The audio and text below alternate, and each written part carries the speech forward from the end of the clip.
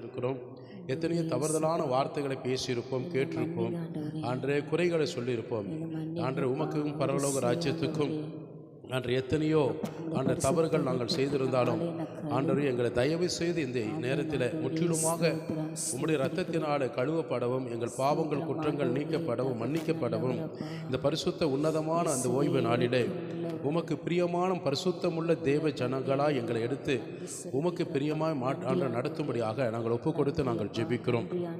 நீரே எல்லாவற்றுக்கும் மேலான தேவன், உம்மை போல ஒரு இரட்சகரும், உம்மை போல ஒரு பரிசுத்தமுள்ளவரும், உம்மை போல இரக்கமும், உம்மை போல ஒரு ஆண்டவர் பரிகாரியானவர் தேவனும் இந்த உலகத்தில் எவரும் கிடையாது. அல்லேலூயா.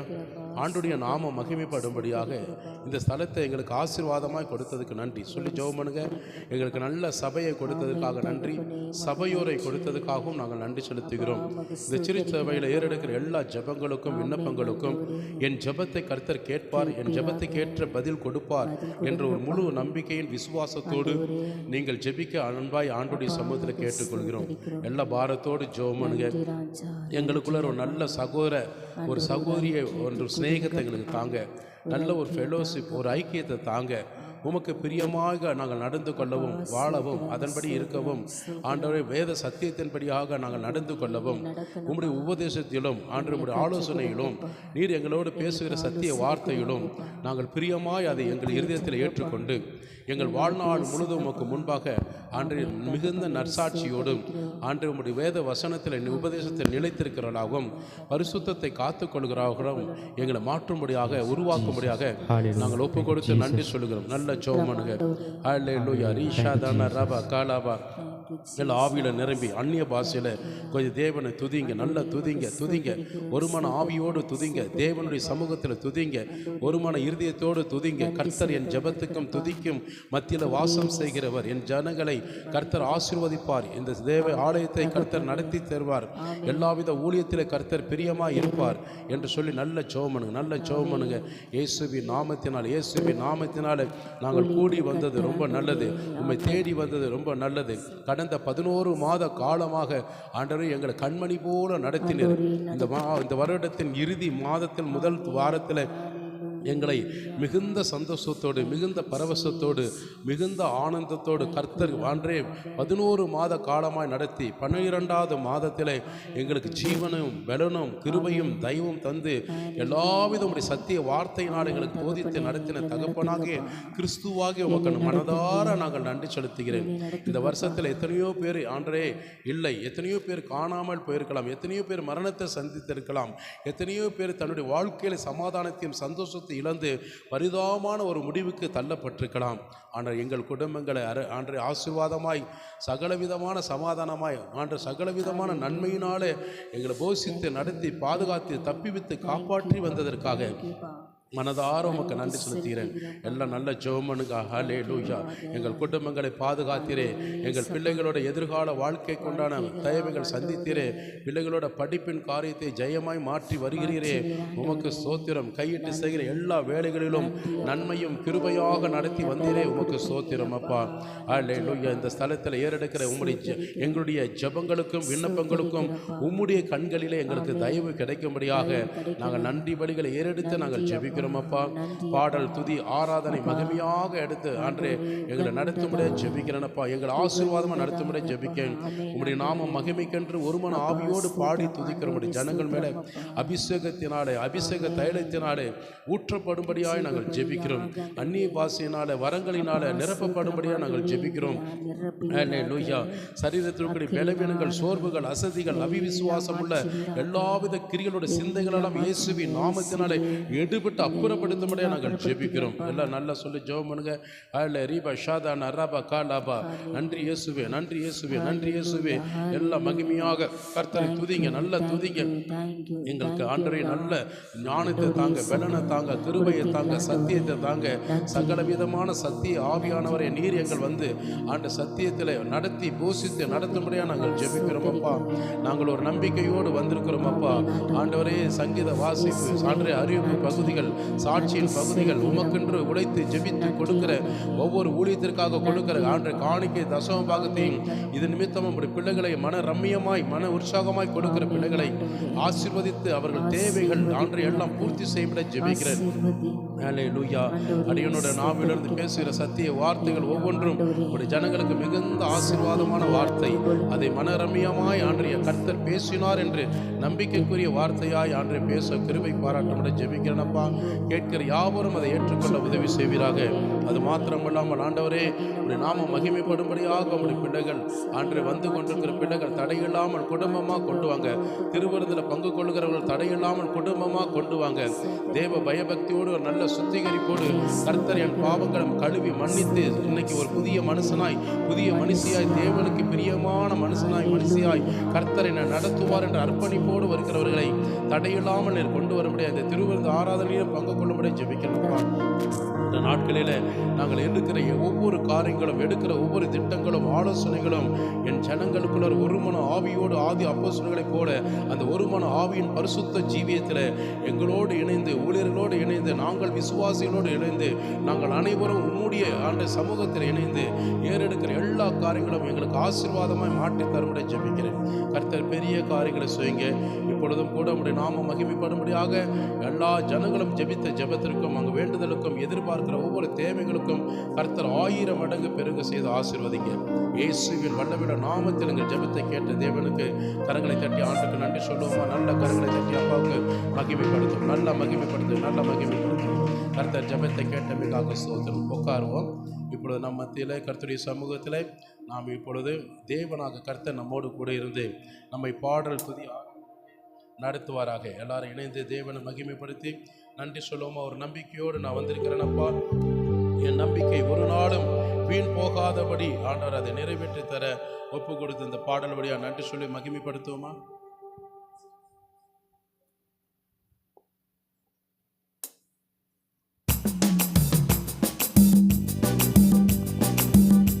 உற்சாகமாய் கரங்களை தட்டி அப்பா சமூகத்தில் 11 மாதமாய் எங்களை நம்பி வந்த தேவன், எங்களுக்கு நம்பிக்கைக்குரிய தேவன் எல்லாம் ஆண்டை நிறைவேற்றுவது போல இந்த 12வது மாதத்தில் நாங்கள் நம்பி வந்திருக்கிற எல்லா காரியங்களும் கர்த்தர் நிறைவேற்றி தாங்க சொல்லுவோமா?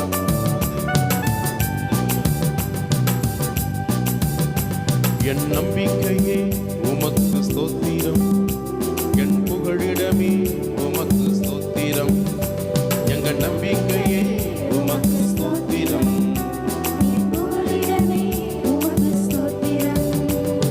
உம்மைத்தான் நம்பி வந்தேன், அற்புதங்கள் எனக்கு செய்யுங்கப்பா.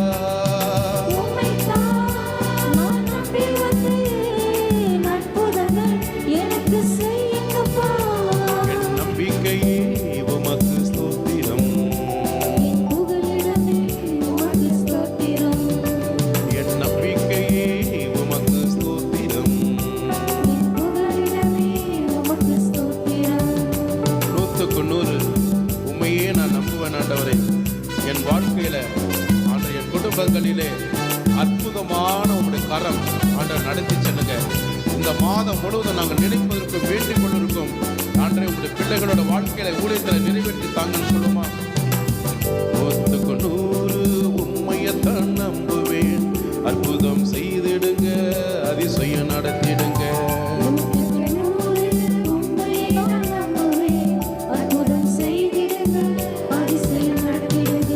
மனிதர்கள் முன்பாக தலை குனிந்து போகாமல் உதவி செய்திடுங்க, உயர்த்தி வச்சிடுங்க.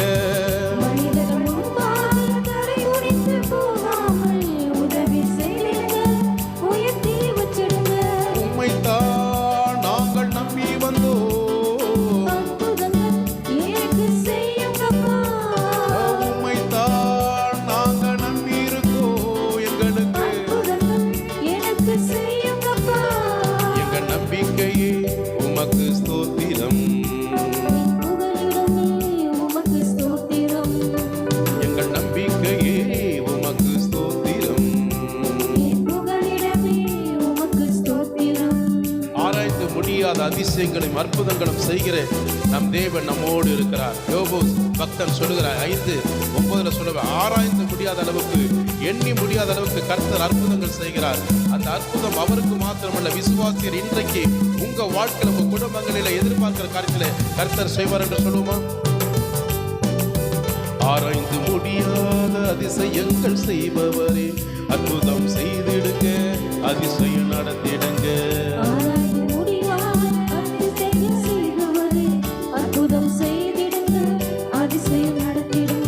இரட்டிப்பான நன்மைகளை தருவன் என்று சொன்னீரே, இன்றைக்கு தந்திடுங்க, இப்பவே தந்திடுங்க. இரட்டிப்பான நன்மைகளை தருவன் என்று சொன்னீரே, இன்றைக்கு தந்திடுங்க, இப்பவே தந்திடுங்க. உம்மைத்தான் நம்பியிருக்கு, அற்புதங்கள் எனக்கு செய்யும் அப்பா. நாங்க உம்மைத்தான் நம்பியிருக்கோம், அற்புதங்கள் எனக்கு செய்யும் அப்பா. எங்கள் நம்பிக்கையே உமக்கு ஸ்தோத்திரம், புகலிடமே உமக்கு ஸ்தோத்திரம். எங்கள் நம்பிக்கையே உமக்கு ஸ்தோத்திரம், புகலிடமே உமக்கு ஸ்தோத்திரம். உம்மை அல்லாமல் எங்களை யாரும் உயர்த்த முடியாத ஆண்டவரே, எங்களுக்கு அற்புதம் செய்கிறவர் நீர், அதிசயம் செய்கிறவர் நீர். எல்லாவித நன்மையும் கிருபையினாலே ஐஸ்வர்யத்தை தந்து எங்களை ஆண்டவர் சகல ஜனங்கள் மத்தியில் மேன்மைப்படுத்துகிற நீர் என்று சொல்லி அவரை மகிமைப்படுத்துமா? உம்மை அல்லாமல் யார் என்னை உயர்த்தக்கூடும்? அற்புதம் செய்திடுங்க, அதிசயம் நடத்திடுங்க. உம்மை அல்லாமல் யார் என்னை உயர்த்தக்கூடும்? அற்புதம் செய்திடுங்க, அதிசயம் நடத்திடுங்க. ஐஸ்வர்யம் கனமுமே உம்மாலதான் வருகிறது, ஆளுகை செய்யுங்கப்பா, மேன்மைப்படுத்துங்கப்பா. ஐஸ்வர்யம் கனமுமே உம்மாலதான் வருகிறது, ஆளுகை செய்யுங்கப்பா, மேன்மைப்படுத்துங்கப்பா. உம்மைத்தான் நம்பியிருக்கு, அற்புதங்கள் எனக்கு செய்யுங்கப்பா. நான் உம்மைத்தான் நம்பி வந்தேன், இந்த மாதமும் அற்புதங்கள் எனக்கு செய்யுங்கப்பா. நம்பிக்கை உமக்கு ஸ்தோத்திரம், புகலிடமே உமக்கு ஸ்தோத்திரம். எங்க நம்பிக்கையே உமக்கு ஸ்தோத்திரம், புகலிடமே உமக்கு ஸ்தோத்திரம். உம்மைத்தான் நம்பியிருக்கு, அற்புதங்கள் எனக்கு செய்யுங்கப்பா. நான் உம்மைத்தான் நம்பி வந்தேன், அற்புதங்கள் எனக்கு செய்யுங்கப்பா. நான் உம்மைத்தான் நம்பி வந்தேன், அற்புதங்கள் எனக்கு செய்யுங்கப்பா.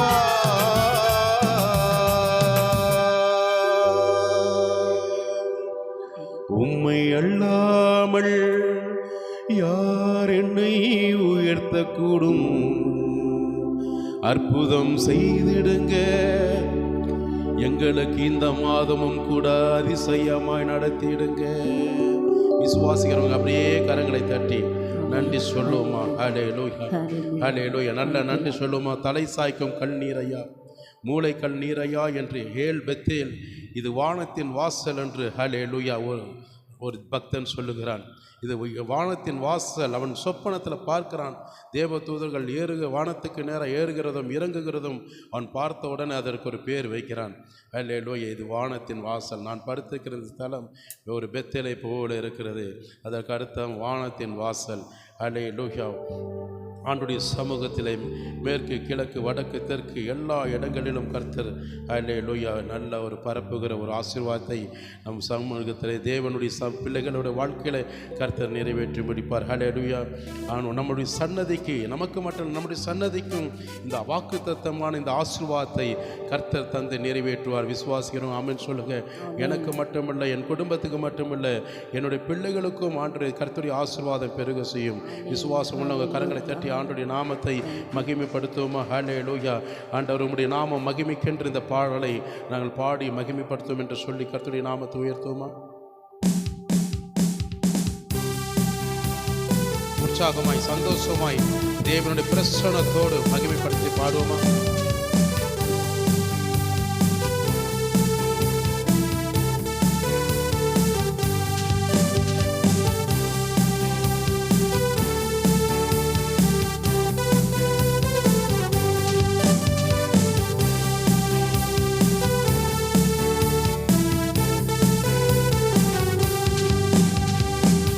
சாய்க்கும் கண்ணீரையா, மூளை கண்ணீரையா, தலை சாய்க்கும் கண்ணீரையா, மூளை கண்ணீரையா.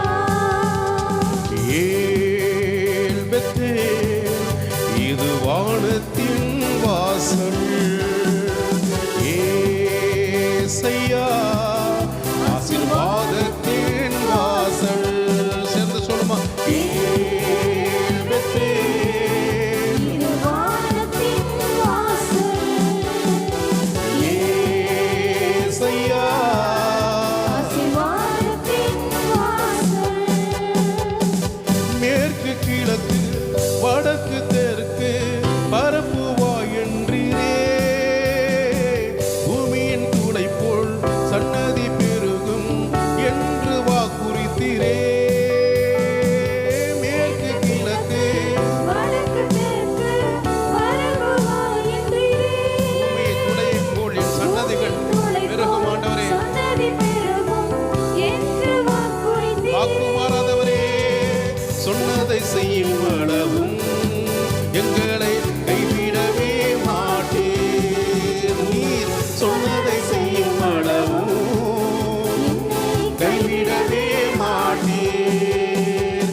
ஏல் பெத்தேல் இது வானத்தின் வாசல், ஏசையா ஆசீர்வாதத்தின் வாசல். பூமியின் வம்சங்கள் உனக்கும் சன்னதிக்குள் ஆசீர்வதிக்கப்படும்.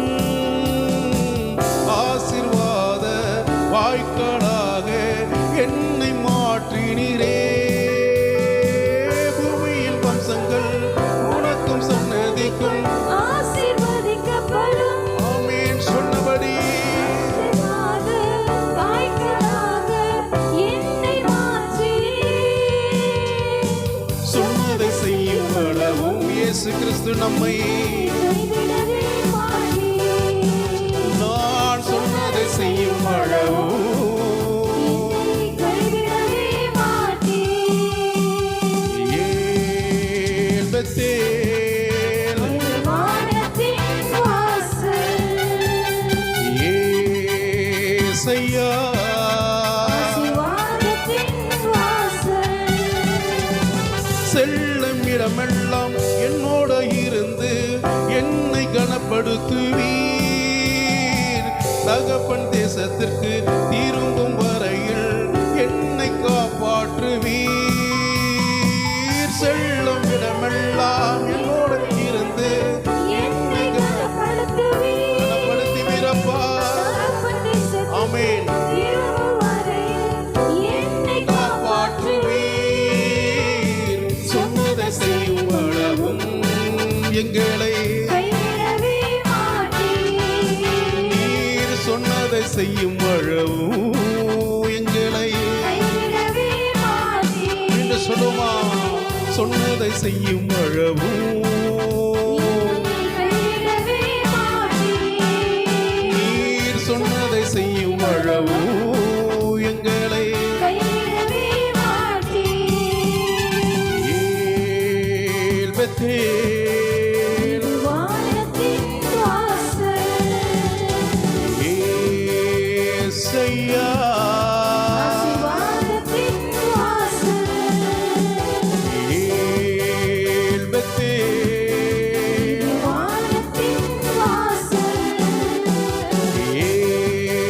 ஏசையா ஆசீர்வாதத்தின் வாசல்.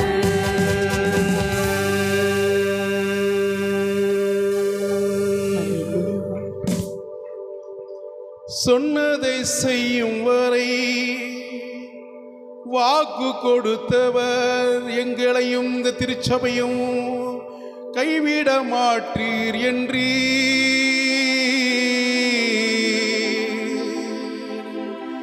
சன்னதிக்குள் ஆசீர்வாதங்கள் என்றும் வாய்க்க செய்வீர். சொன்னதை செய்யும் வரையும் என் குடும்பத்தை நீர் கைவிடவே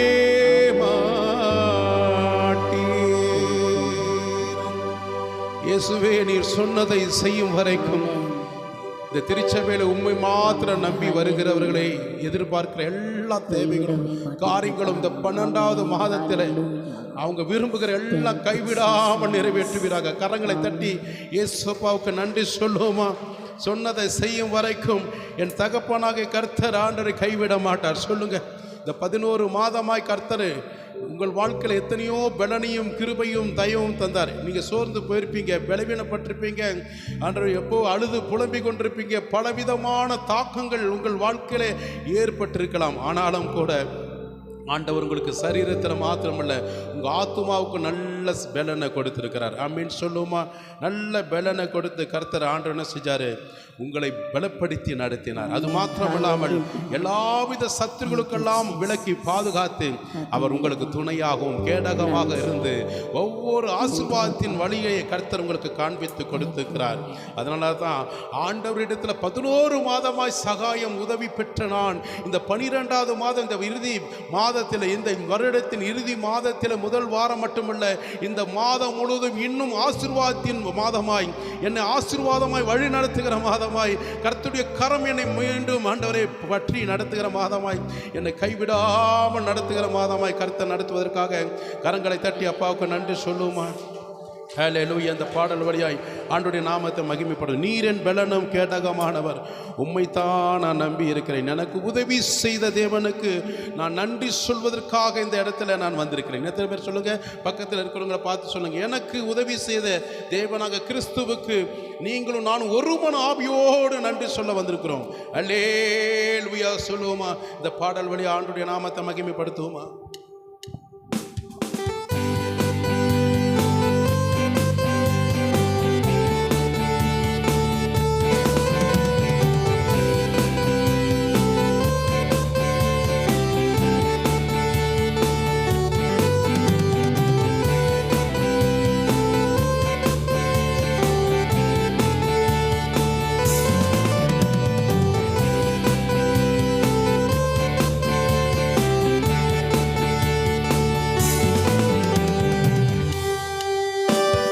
நீரன் பலனும் என் கேடகமா, உம்மைத்தான் நம்பி இருந்தேன். நீரன் பலனும் கேடகமா, உம்மைத்தான் நம்பி இருந்தேன். நான் சகாயம் பெற்றேன், உதவி பெற்றேன், ஆடி உம்மை துதிப்பேன். 11 மாத காலமாக உம்முடைய கரத்திலே உதவி பெற்றேன், பாடி உம்மை துதிப்பேன்.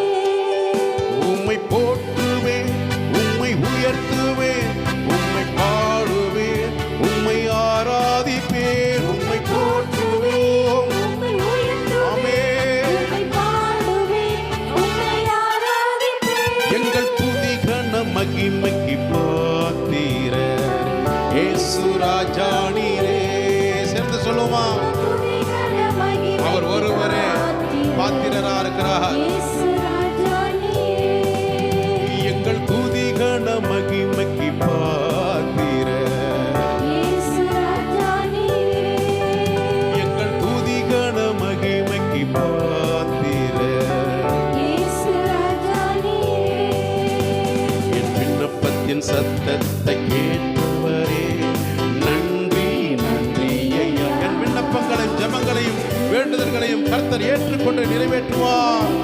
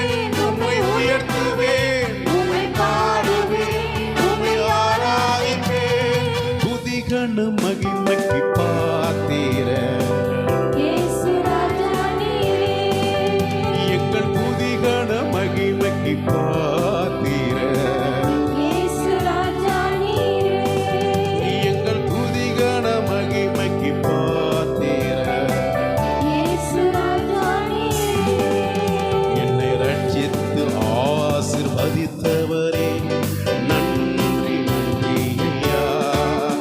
என்னை போஷித்து என்னை உயர்த்தினீரே நன்றி நன்றி ஐயா. என்னை ரட்சித்து ஆசீர்வதித்தவர் நன்றி சொல்லுவோமா? 11 மாத காலமாய் போஷித்து 12வது மாதத்திலே எங்களை போஷித்து நடத்துகிறீரே நன்றி நன்றி ஐயா. சகாயம் பெற்றேன் பாடி உம்மை துதிப்பேன். நான் சகாயம் பெற்றேன் உதவி பெற்றேன் உம்மை போற்றுவேன் உம்மை உயர்த்துவேன் உம்மை போற்றுவோம் உம்மை உயர்த்துவோம்.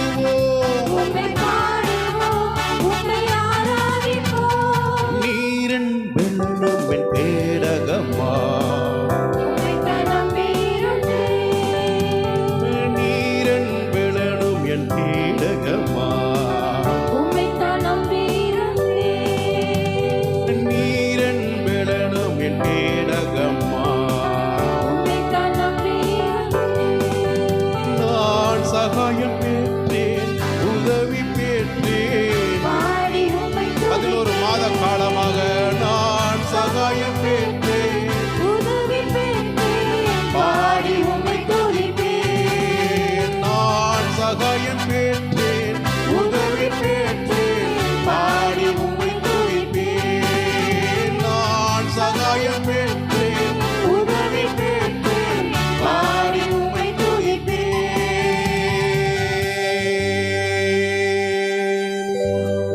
அப்படியே நாம் இருக்கிற இடத்துல இருந்து அப்படியே எழுந்து நின்று ஒரு பரிசுத்த உன்னதமான தேவனுக்கு முன்பாக என்னை அழைத்தவர் உண்மையுள்ளவர் கைவிட மாட்டார். அவருடைய அழைப்பை பெற்றுக்கொண்ட நான் என் எஜமானாகிய இயேசு கிறிஸ்துவுக்கு வாழ்நாள் முழுவதும் அர்ப்பணிப்போடு சேவை செய்வதோடு அவருக்கு இருதயத்துக்கு ஏற்ற பிரியமாய் நடப்பதோடு நான் ஒப்பு கொடுக்கிறேன்னு சொல்கிறவங்க 2 கரங்களை உயர்த்தி சொல்லுங்க. என்னை அழைத்தவர் ஒரு மனிதன் அல்ல, ஸ்தாபனம் அல்ல. நான் இந்த இடத்துல வந்திருக்கிறேன்னா எந்தவித ஊழியக்காரர்களை நாங்கள் பார்த்து இங்கே வரல. எங்கள் பக்கத்தில் இருக்கிறவங்க விசுவாசிகள் எங்கள் சகோதர சகோதரிகளை நாங்கள் பார்த்து வரல. எங்கள் சுற்றி இருக்கக்கூடிய ஜனங்களையும் சொந்த பந்தங்களை நாங்கள் பார்த்து இந்த இடத்துல நாங்கள் வரல. ஹல்லேலூயா. 24 மணி நேரம் என்னை பாதுகாத்து அரவணைத்து எனக்கு தயவு செய்து வழிநடத்தின என் தகப்பனாக கிறிஸ்துவுக்கு நன்றி சொல்ல வந்திருக்கிறேன். நல்ல 2 கரங்களை உயர்த்தி எஜமானனே என் இயேசு ராஜாவே. எத்தனை பேர் சொல்லி என் எண்ணமெல்லாம் என் ஏக்கமெல்லாம் உம்முடைய சித்தத்தை மாத்திரம் செய்வேன் என்று சொல்லுகிறவங்க அப்படியே 2 கரங்களை குழந்தைக வாலிப பிள்ளைங்க வந்திருக்கிற எல்லாரும் ஒப்பு கொடுங்க. தயவு செய்து உங்க இருதயத்தையும் உங்க வேண்டுதலையும் உங்க விண்ணப்பத்தையும் உங்க அர்ப்பணிப்பையும் கர்த்தர் கவனித்துக் கொண்டிருக்கிறார். என் எண்ணமெல்லாம் சொல்லுங்க வாய் திறந்து, என்னுடைய ஏக்கமெல்லாம் என் தேவனுடைய சித்தத்தை செய்வதே என்னுடைய மன விருப்பம் மன வாஞ்சையை தவிர இந்த ஸ்தலத்தில் நான் யாரையும் குறித்து அவர்களையும் குறித்து விசாரிப்பதற்கோ கேட்பதற்கோ ஆண்டவரே நான் வரவில்லைப்பா. என் ஆண்டவராகிய இயேசு கிறிஸ்துவுக்கு என்னை அர்ப்பணித்து அவருடைய சமூகத்திலே நித்திய காலமாக ஆண்டவரை ஒப்பு கொடுத்து நன்றி சொல்ல மாத்திரம் நான் வந்திருக்கிறேன். என்னை முழுமையாக நம்புங்க.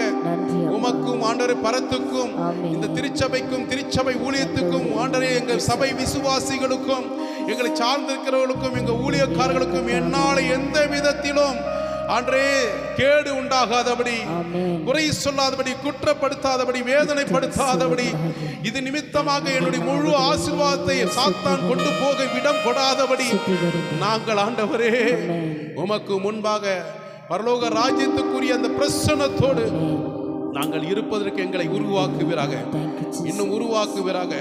அல்லேலூயா. உமக்காக நான் வாழ்கிறேன் சொல்லுங்க. உம்மை மாத்திரம் நான் நேசிக்கிறேன் சொல்லுங்க. எனக்காக பலியானீரே, எனக்காக பரலோகம் திறந்து வைத்து ஒரு ஸ்தலத்தை உண்டாக்கி அழைத்து செல்வதற்காக வரப்போகிறவரே, உம்முடைய உன்னதமான வருகைக்காக ஆயத்தமாய் இருப்பதற்கு மாத்திரம் என்னுடைய ஆவி ஆத்ம சரீரம் உம்மை மாத்திரம் சார்ந்திருக்குமே தவிர யாரை பேசினாலும், யார் குற்றப்படுத்தினாலும், யார் எங்களை வேதனைப்படுத்தினாலும் அது எங்களுக்கு ஒரு பொருட்டாய் நாங்கள் நினைக்க மாட்டோம். என் தேவன் அழைத்த அழைப்பல உறுதியா நிற்பன் சொல்லி அந்த எஜமானாகிய கிறிஸ்துவுக்கு மகிமையான அர்ப்பணிப்பு நன்றி பலிகளை சொல்லுவோமா? அர்ப்பணிக்கிறோம் அப்பா.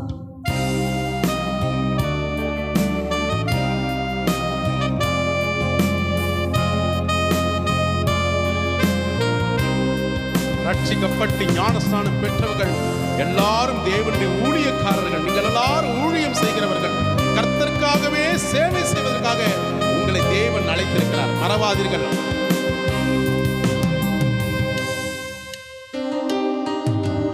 எஜமானனே, என் இயேசு ராஜனே. கண்களை மூடி தேவ பிரசன்னத்தோடு ஒப்பு கொடுப்போம். எஜமானனே, குழந்தைகள், வாலிப பிள்ளைகள் எல்லாம் உங்க இருதயத்தை 100% பார்த்து கொண்டிருக்கிற தேவனுக்கு முன்பாக சொல்லுவாங்க. என் எண்ணமெல்லாம், என் ஏக்கமெல்லாம் நான் உம் சித்தம் செய்வதுதானே. என் எண்ணமெல்லாம், என் ஏக்கமெல்லாம் நான் உம் சித்தம் செய்வதுதானே. எஜமானனே, எஜமானனே, என் இயேசு ராஜனே.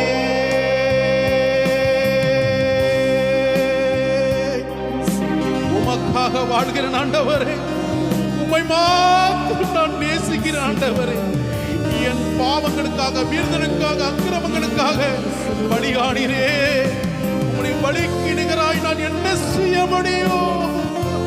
உம்முடைய சேவை மாத்திரம் செய்வதற்கு என் இதயத்தை ஒப்புக் கொடுத்து சொல்லுவான். உமக்காகத்தான் வாழ்கிறேன், நான் உம்மை மட்டும் நேசிக்கிறேன். சொல்லுவோமா? ஒரு ஜெபம், ஒரு ஜெபம், ஒரு ஜெபம், அர்ப்பணிப்பு, பரலோக மகிமையான அர்ப்பணிப்பு.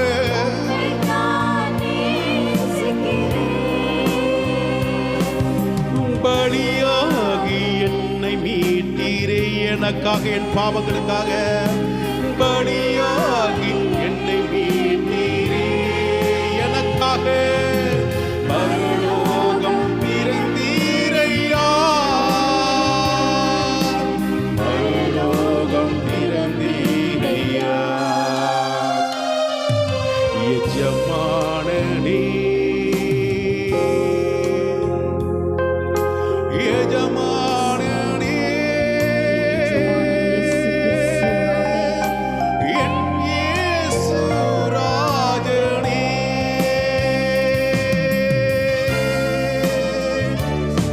நான் உயிர் வாழும் நாட்கள் எல்லாம் உலகத்துக்காக, என் குடும்பத்துக்காக ஓடுவது நல்லதுதான். அதுல ஒரு பிரயோஜனமும் இருக்காது, ஒரு பிரயோஜனம் இருக்காது. ஆண்டவர் உமக்காக ஓடணும், உமக்காக ஆயத்தமா ஆகணும். ஆண்டவர் ஆத்தும ஆதாயம் செய்யணும். அதற்காக என்னை அழைத்தீரே. நான் மறவாதபடி உன் சேவை செய்வதற்காக, அதை நான் மறக்காமல் ஒன்றரை நிறைவேற்றுவதற்காக ஆண்டவரே, என்னுடைய தேசம், என்னுடைய இன மக்கள், என் சபை மக்கள், என்னை சுற்றியுள்ள ஜனங்களுக்காக ஒரு சொட்டு கண்ணீர் சிந்துவதற்கு எனக்கு உதவி செய்வென்று சொல்லுவான். உயிர் வாழும் நாட்களெல்லாம் உமக்காக நான் ஓடி ஓடி உழைத்திடுவேன். நான் உயிர் வாழும் நாட்களெல்லாம் இயேசுவுக்காக, என்னை அழைத்த தேவன் அதற்காகவே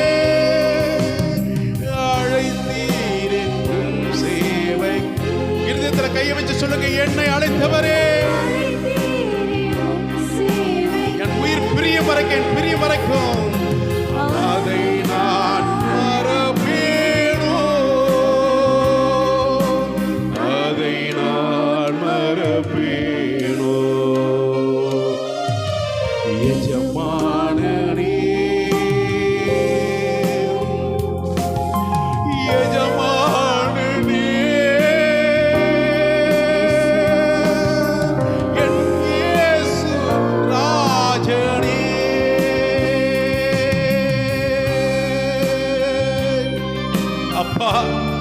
சன்னதியிலே ஆண்டவரே வந்து ஜெபிக்கும் போது என் இருதயம் சந்தோஷமாய் காணுகிறது, என் இருதயம் மகிழ்ச்சியிலே பூரிப்புகிறது, என் இருதயம் கலிகூர்ந்து மகிழ்கிறது.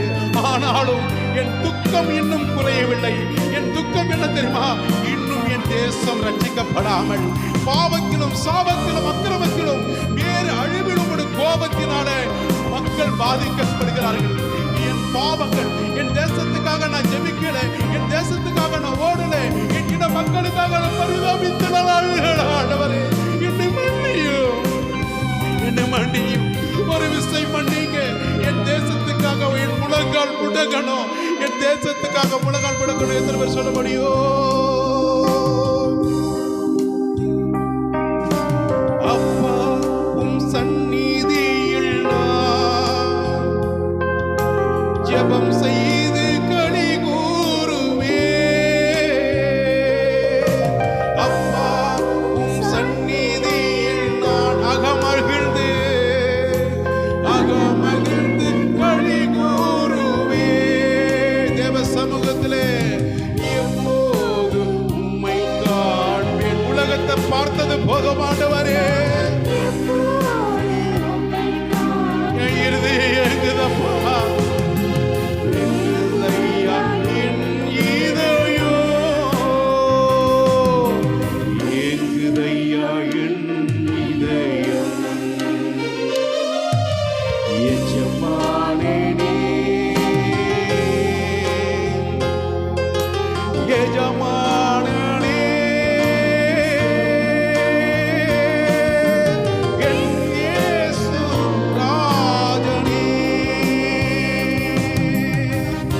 கைகளை உயர்த்தி சொல்லுவோம். என் தேசம் எல்லை எங்கும் எந்த இடத்திலெல்லாம் என்னை அனுப்புகிறீர்களோ, எந்த ஊருக்கெல்லாம் நான் புறப்பட்டு போகிறேனோ, எந்த பயணத்தில் நான் பயணப்படுகிறேனோ, அவர்களெல்லாம் ரட்சிக்கப்படணும். அவர்களுக்கு என்னால் இயன்ற சத்தியத்தை அறிவிக்கணும். அவர்கள் ரட்சிப்புக்கு நடத்தி பாவத்திலிருந்து சாபத்திலிருந்து மீட்டெடுத்து அப்படி சன்னிதானத்தில் கொண்டு வந்து சேர்ப்பதுதான் என்னுடைய இதயத்தின் வாஞ்சை. என் ஆத்துமா துடிப்பு ஏங்குகிறது என்று சொல்லுவாங்க.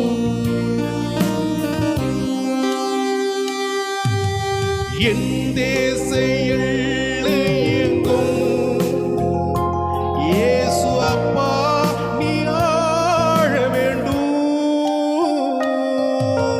இந்திய தேசம் எல்லை எங்கும் அப்பா நீ ஆள வேண்டும். தேசத்தில் வறுமை எல்லாம்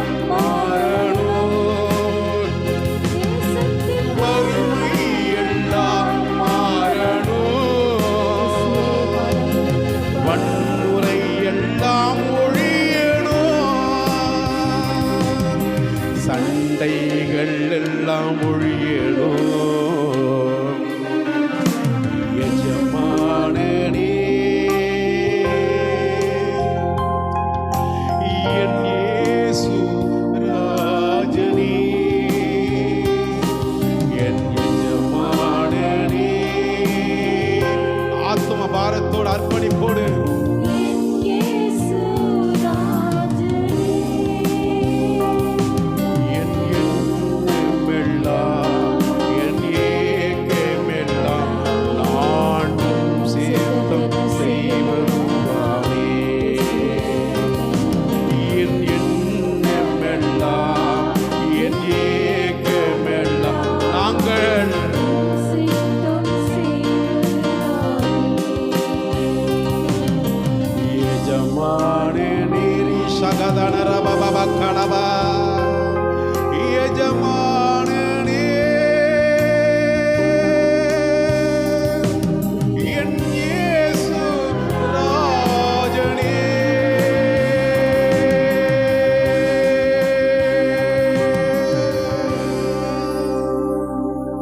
கரங்களை தட்டி இயேசுவுக்கு நன்றி சொல்லுவோம். நல்ல கரங்களை தட்டி நன்றி சொல்லுவோம். போதாது போதாது போதாது, இவ்வளவுதானா? அவருடைய வேலை செய்வதற்கு, கர்த்தருடைய வேலை செய்வதற்கு இவ்வளவுதானா சந்தோஷம்? உங்களுக்கு இவ்வளவுதானா சந்தோஷம்? உங்க குடும்பத்துக்காக எத்தனை இரவு பகல் பாராம அந்த எஜமானோட சந்தோஷத்துக்கு போறீங்க. சம்பளம் கொடுக்கிற சம்பளம் கொடுக்கிற, உங்களுக்கு வயிற்று பிழப்புக்காக சம்பளம் கொடுக்கிற அந்த எஜமானோட சந்தோஷத்தை காட்டிடும் உங்களுக்கு எல்லாவித ஆசீர்வாதத்தை கொடுத்து, இந்த வேலையும் கொடுத்து, ஜீவனை கொடுத்து, பாதுகாத்து, உங்களுக்காக தன்னுடைய மரணத்தை இலவசமாக நமக்காக பரிசாய் கொடுத்த அந்த தகப்பனுடைய வேலை செய்வதற்கு நமக்குள்ள சோம்பல்களும் அசதிகளும் உருப்பங்களும் குறைகளும் குற்றங்களும் சொல்லிக் கொண்டு திரிகிறோம். பிசாசுடைய கிரிகைகளுக்கு அகப்பட்டவர்கள் எல்லாம் சொல்லுங்க, ஆண்டவரே இனி அப்படிப்பட்ட சூழ்நிலைக்கு நான் ஒப்புக்கொடாதபடி, ஆண்டவரே என்னையும் ஒப்பு கொடுக்கிற தலையில கையை வச்சு சொல்லுங்க.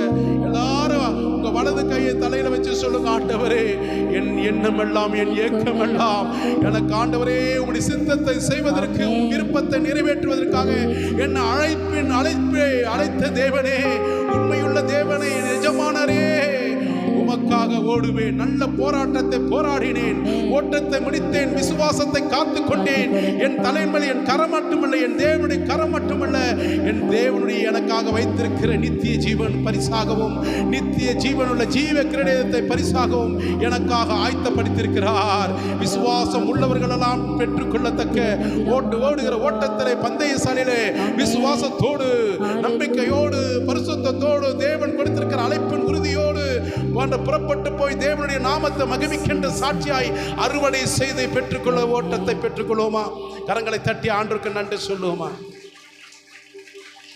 அப்பாவும் சந்நிதியில் நான் அகமகிழ்ந்து களி கூறுவே, எப்போது உம்மை காண்பே, எப்போது உம்மை பார்ப்பே, ஏங்குதையா என் இதயம்,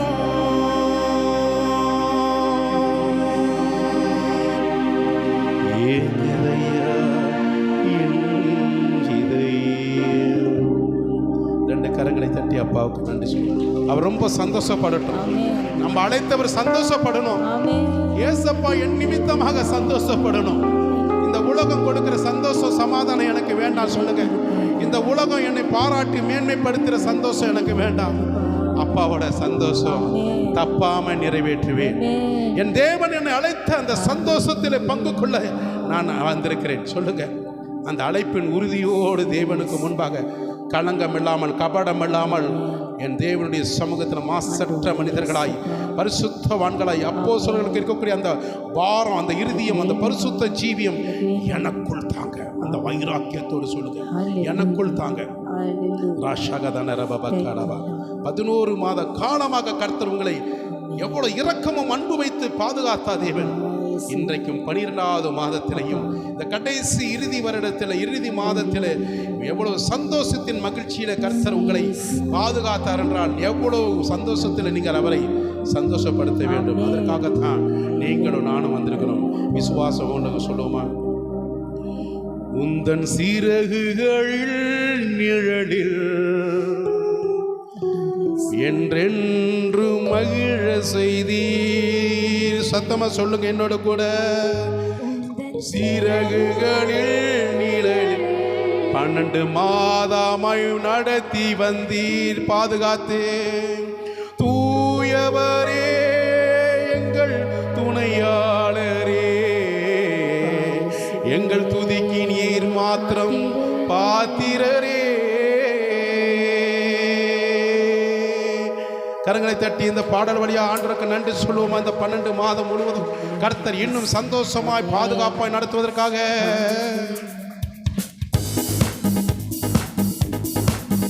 உந்தன் சீரகுகளில் நிழலில் என்றென்று மகிழ செய்தே, உந்தன் சீரகுகளில் நிழலில்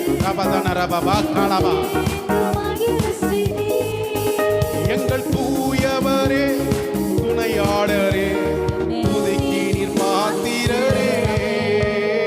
தூயவரே துணையாளரே, துதிக்கு பாத்திரரே.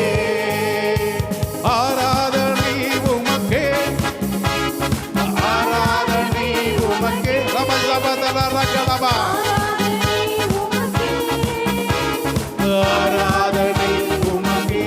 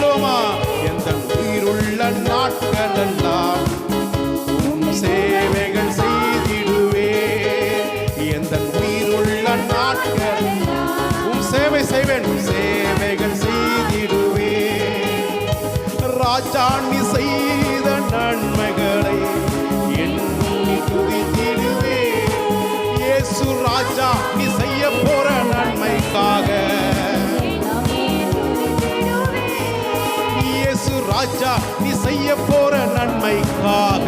சொல்லுங்க, உட்கார்ந்து சொல்லுங்க, நல்லா நன்றி சொல்லுங்க. இயேசு ராஜா நீ செய்ய போற நன்மைக்காக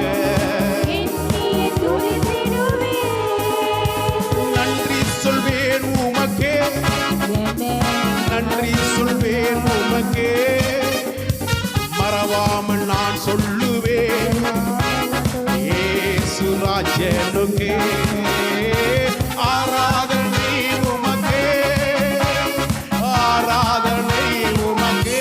சொல்லுங்க சொல்லுங்க, பரிசுத்தமுள்ள ஆராதனை உமக்கே.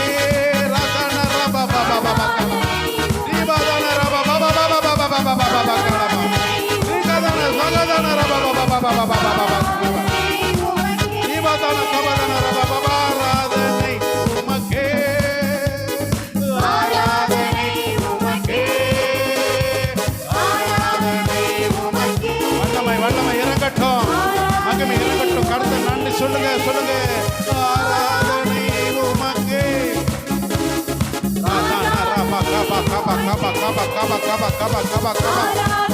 மகிமை மகிமை மகிமை மகிமை மகிமை மகிமை இறங்கட்டும் இறங்கட்டும் இறங்கட்டும். அற்புதம் நடக்கணும், அற்புதம் நடக்கணும், அற்புதம் நடக்கணும், அற்புதம் நடக்கணும். வியாதிகள் குணமாகணும், பிசாசு விலகி ஓடணும், எல்லாவித கிரிகளோட ஆவிகள் நிர்மலமாகணும். இயேசுவின் நாமத்தினாலே பரிசுத்த ஆவியானவர் இறங்குவீராக, இறங்குவீராக. தொடுங்க தொடுங்க, விசுவாசிக்கிற பிள்ளைகள் மேல தொடுவீராக, சிரசு மேல ஊற்றுவீராக. அபிஷேகம் அபிஷேகம் ஊற்றும் ஊற்றும் ஊற்றும் ஊற்றும். நிரப்பம் நிரப்பம் நிரப்பம். கர்த்தரவனை தொடுகிறார், கர்த்தரவனை தொடுகிறார் மகனே, கர்த்தரவனை தொடுகிறார் மகளே. ஒப்புக்கொடு, கடினப்படுத்தாதே கடினப்படுத்தாதே. இடங்கொடு இடங்கொடு இடங்கொடு இடங்கொடு.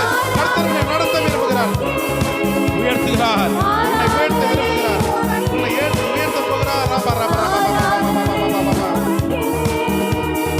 ஆராதனை உமக்கே, ஆராதனை உமக்கே, ஆராதனை உமக்கே, ஆராதனை உமக்கே, ஆராதனை உமக்கே. ஹல்லேலூயா ஹல்லேலூயா ஹல்லேலூயா ஹல்லேலூயா ஹல்லேலூயா ஹல்லேலூயா. கைகளை உயர்த்தி கர்த்தருக்கு நன்றி சொல்லுங்க. நல்ல கைகளை உயர்த்தி நன்றி சொல்லுவான். அப்பாவை பார்த்து நன்றி சொல்லுங்க, இயேசுவை பார்த்து நன்றி. ஹல்லேலூயா ஹல்லேலூயா ஹல்லேலூயா ஹல்லேலூயா.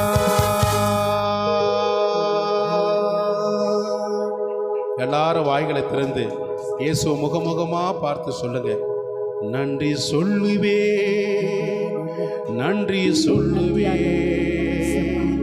மறவாமல் என்னை நடத்தின தேவனாக உமக்கு நான் நன்றி சொல்லுவே நன்றி சொல்லுவேன். ரபதன ரபபப கடப உமக்கே நன்றி சொல்லுவேன். என் குடும்பத்தையும் இந்த ஊழியத்தை தவறாமல் போஷித்து பாதுகாத்து நடத்தின தேவனே நன்றி சொல்லுவேன். ரெண்டு கை உள்ளவங்க தேவனை பார்த்து கரங்களை தட்டி, இயேசுவே என்னையும் என் குடும்பத்தையும் என் பிள்ளைகளையும் ஆசீர்வாதமாய் நடத்தினதற்காக, பாதுகாப்பாய் நடத்தினதற்காக உமக்கு நன்றி நன்றி. Thank you Lord, thank you father. உமக்கே மகிமை உண்டாகட்டும். கர்த்தர் உங்களை நித்தமும் காத்து ஆசீர்வதிப்பாராக. இப்பொழுதும் கூட நாம் நின்ற வண்ணமாய் சங்கீதத்தை வாசிக்க ஸ்டீஃபன் முன்பாக வந்து சங்கீதம் 18 25 அவங்க கம்ப்யூட்டர் எல்லா வசனத்தை வாசிக்க கிறிஸ்துவின் அன்பின் நிமித்தமாக அவரை அழைக்கிறோம்.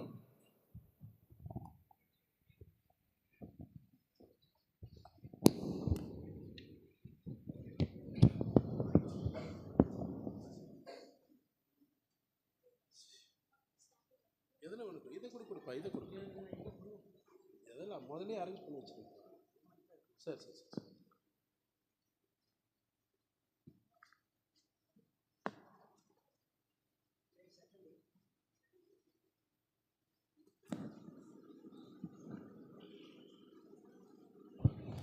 சங்கீதம் 18 25 வசனம் மாறி வசனம் வாசிப்போம். கடைசி வசனம் சேர்ந்து வாசிப்போம்.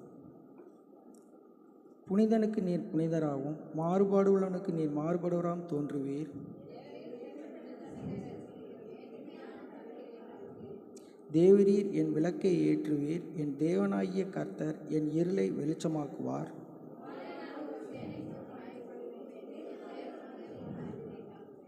தேவனுடைய வழி உத்தமமானது, கர்த்தருடைய வசனம் புடமிடப்பட்டது. தம்மை நம்புகிற அனைவருக்கும் அவர் கேடகமாய் இருக்கிறார். என்னை பலத்தால் இடை கட்டி என் வழியை செவ்வைப்படுத்துகிறவர் தேவனே.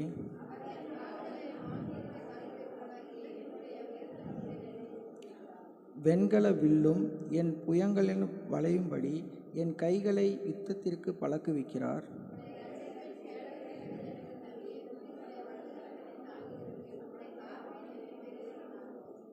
என் கால்கள் வலுவாதபடிக்கு நான் நடக்கிற வழியை அகலமாக்கினீர்.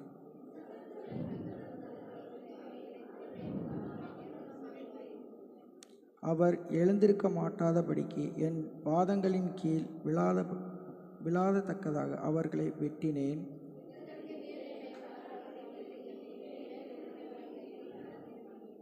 நான் என் பகைஞரை சங்கரிக்கும்படியாக என் சத்துருக்களின் பிடரியை எனக்கு ஒப்பு கொடுத்தீர்.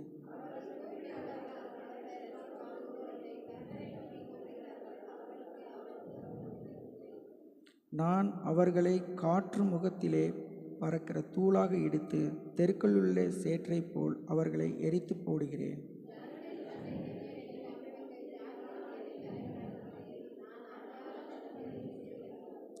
அவர்கள் என் சத்தத்தை கேட்டவுடனே எனக்கு கீழ்ப்படுகிறார்கள். அநியாயம் எனக்கு இச்சகம் பேசி அடங்குகிறார்கள்.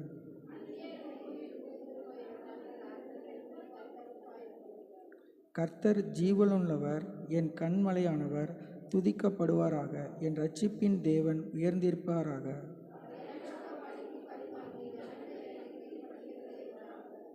அவரே என் சத்துருக்களுக்கு என்னை விலக்கி விடுவிக்கிறவர். எனக்கு விரோதமாய் எழும்புகிறவர்கள் மேல் என்னை நீர் உயர்த்தி கொடுமையான மனுஷன் என்னை தப்புவிக்கிறீர்.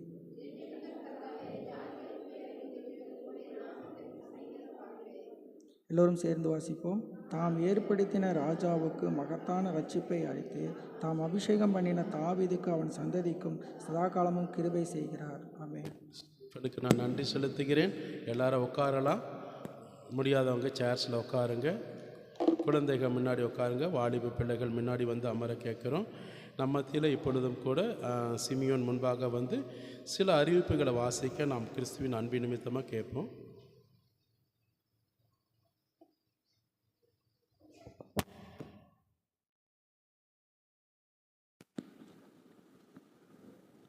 கர்த்தருடைய நாம ஸ்தோத்திரம்.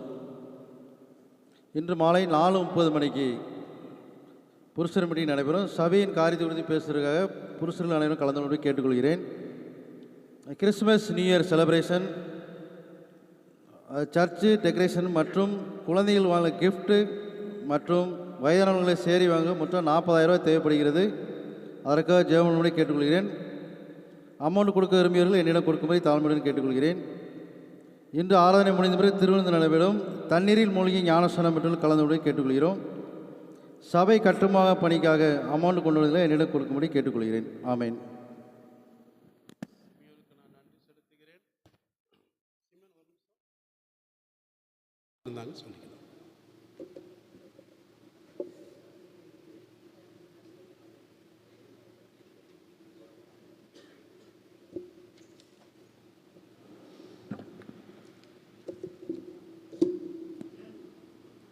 கத்தருக்கு சோத்திரம் உண்டாக.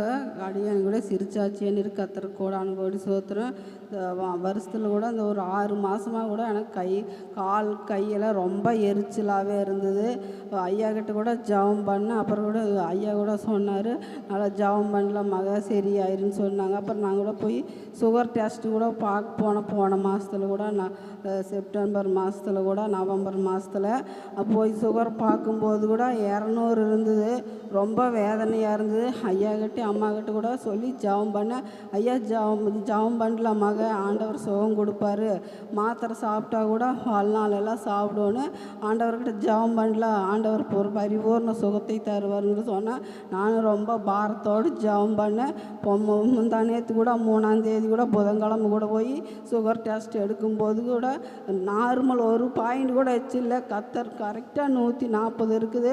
தேவன் இந்த சுகர்லேருந்து எனக்கு மாத்திரை கூட சாப்பிட்டா நான் ரொம்ப கஷ்டப்படணும், அடிக்கடி போகணும்னு சொல்லி ஆண்டவரே எனக்கு சுகத்தை தரோன்னு நானும் பாரத்தோடு கண்ணீரோடு ஜெபம் பண்ணேன். கத்தர் எனக்கு சுகர் எது இல்லாதபடிக்கு மாத்திரை சாப்பிடாதபடிக்கு மகனையும் கூட என்னையும் இது வரைக்கும் இந்த 2025 இந்த 11 மாத காலமாக ஜீவனோடு பலத்தோடு கணவர் இல்லாட்டி கூட மகன் இழந்தாலும் கூட எங்களுக்கு எல்லா தேவை இது வரைக்கும் நடத்தின எபினேசர் இனியும் எங்களை நடத்துவார். கத்தர் கூட இந்த சாட்சியை நிறுத்தினுக்காய் கத்தர் கோடான கோடி சோத்திரம். கரங்களை தட்டி நன்றி சொல்லுவோம். ஆண்டவர் அங்கே ஜெபத்தை கேட்டார். அவங்களுக்கு இன்றைக்கு நல்ல நார்மல் கண்டிஷன் விடுதலை கொடுத்தார். விசுவாசமுள்ள ஜெபம் பிணியாளியை குணப்படுத்தினதுக்காக நன்றி செலுத்துகிறேன். ஓகே, ஆண்டவருடைய நாமத்துக்கு மகிமை உண்டாகட்டும். இப்பொழுதும் கூட நம்ம தேவ வார்த்தைக்கு முன்னாடி சிறு குழந்தை, நீங்கள் யாரும் வருத்தப்பட்டு சொல்லிடாதீங்க. ஏன்னா இப்படிப்பட்ட வார்த்தையை போய் விசுவாசிட்டு போய் சொல்லுங்க. அரசியல்வாதி வாங்குகிறான், இந்த வாதி வாங்குறதுனால ஒன்றும் தப்பில்லை. அவன் மக்களுக்கு சேவை செய்கிறான், நானும் ஆண்டவருக்கு சேவை செய்கிறேன். ரெண்டும் ஒன்று தான். ஆண்டவருடைய நாமத்துக்கு மகிமை உண்டாகட்டும். சிறு குழந்தைகள் எதுக்காக சொல்கிறேன்னா, அவங்க 5 மாதம் சந்தோஷமான விஷயம்.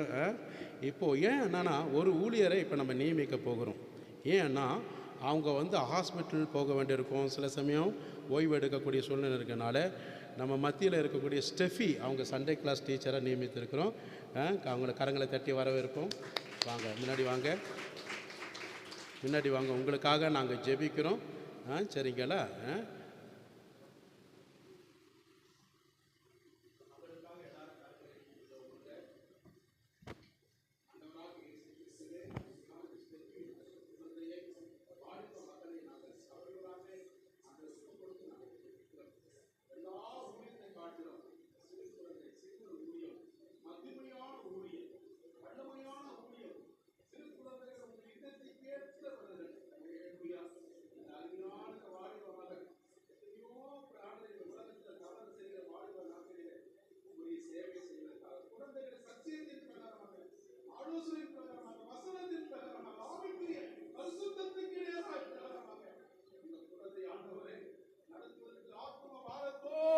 இந்த குழந்தையை அன்றை நாங்கள் ஒப்பு கொடுத்து, நாங்கள் சபையோராக ஒப்பு கொடுத்து ஜெபிக்கிறோம். சத்திய ஆவியானவர் சகல சத்தியத்திலும் வசனத்திலும் ஆலோசனையில் இந்த குழந்தையை நடத்தி சகல ஜனங்க அன்றைய குழந்தைகளை நல்ல ஊழியர்களாக, நல்ல சாட்சி பெற்றவர்களாக, தகப்பனுக்கு பெற்றோர்களுக்கு கீழ்ப்படுகிற பிள்ளைகளாகவும், வசனத்துக்கு கீழ்ப்படுகிறவர்களாகவும், ஜெபத்தில் உறுதியாக நிற்கிறவர்களாகவும், அன்றைய உங்களுடைய சத்திய வசனத்தின் நிமித்தமாக நல்ல ஜெபிக்கிற பிள்ளைகளாகவும், வரும் நாட்களிலே இந்த சபைக்கும் அநேக ஜனங்களுக்கு சாட்சி பெற்ற சேவைக்கார பிள்ளைகளாக, ஊழியம் செய்கிற பிள்ளைகளாக இந்த மகளை ஆண்டே பிரதிஷ்டை செய்கிறோம். இந்த மகளோட நிமித்தமாக அநேக குழந்தைகள் சொல்லப்பட்ட வசனத்தின் நிமித்தமாக அவர்களை ஊழியக்காரர்களாக, சாட்சி பெற்றவர்களாக சமுதாயத்தில் உயர்த்தப்படும்படியாக நாங்கள் ஜெபிக்கிறோம். அப்பா, இந்த மகளுக்கு விரோதமாக யாரும் குறை சொல்லாதபடி, குற்றப்படுத்தாதபடி, வேதனைப்படுத்தாதபடி, துக்கப்படுத்தாதபடி கர்த்தருக்காக அன்றைய எல்லாவித உபத்திரங்களையும் பாடுகளையும் கர்த்தருக்காக சகித்து உம்முடைய நீதியின் கரத்தினால செம்மையான சிறு குழந்தைகளை உம்முடைய வல்லமையுள்ள நாமத்தினால நடத்துவதற்கு சபையோராக நாங்கள் ஆசீர்வதிக்கிறேன். இந்த மகளுடைய ஜெபத்திலே பிள்ளைகள் வரங்களை பெறணும், வல்லமைகளை பெறணும், ஆண்டவரே அதிகாரங்கள் பெறணும். எல்லாவித ஞானத்தினால் இந்த மகளை உயர்த்துங்க. இயேசுவின் நாமத்தில் இந்த குமரன் சுத்தாவின் நாமத்தினாலே இந்த மகளை நாங்கள் பிரதிஷ்டை நன்றி சொல்லுவோம். Wish you all the best. God bless you.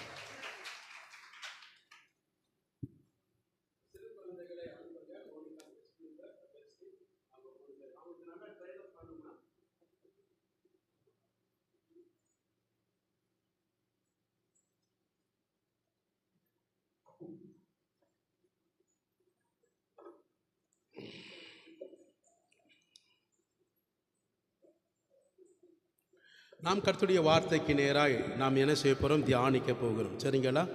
ஆண்டுடைய நாமம் மகிமைப்படட்டும். யாராவது ஒருவர் உங்களில் உள்ளவங்க யாராவது ஒருவர் ஆண்கள் பகுதியிலே ஆண்டவர் நம்மோடு பேசுவதற்காக யாராவது ஒருத்தர் ஜெபிக்க அன்பாக கேட்குறோம்.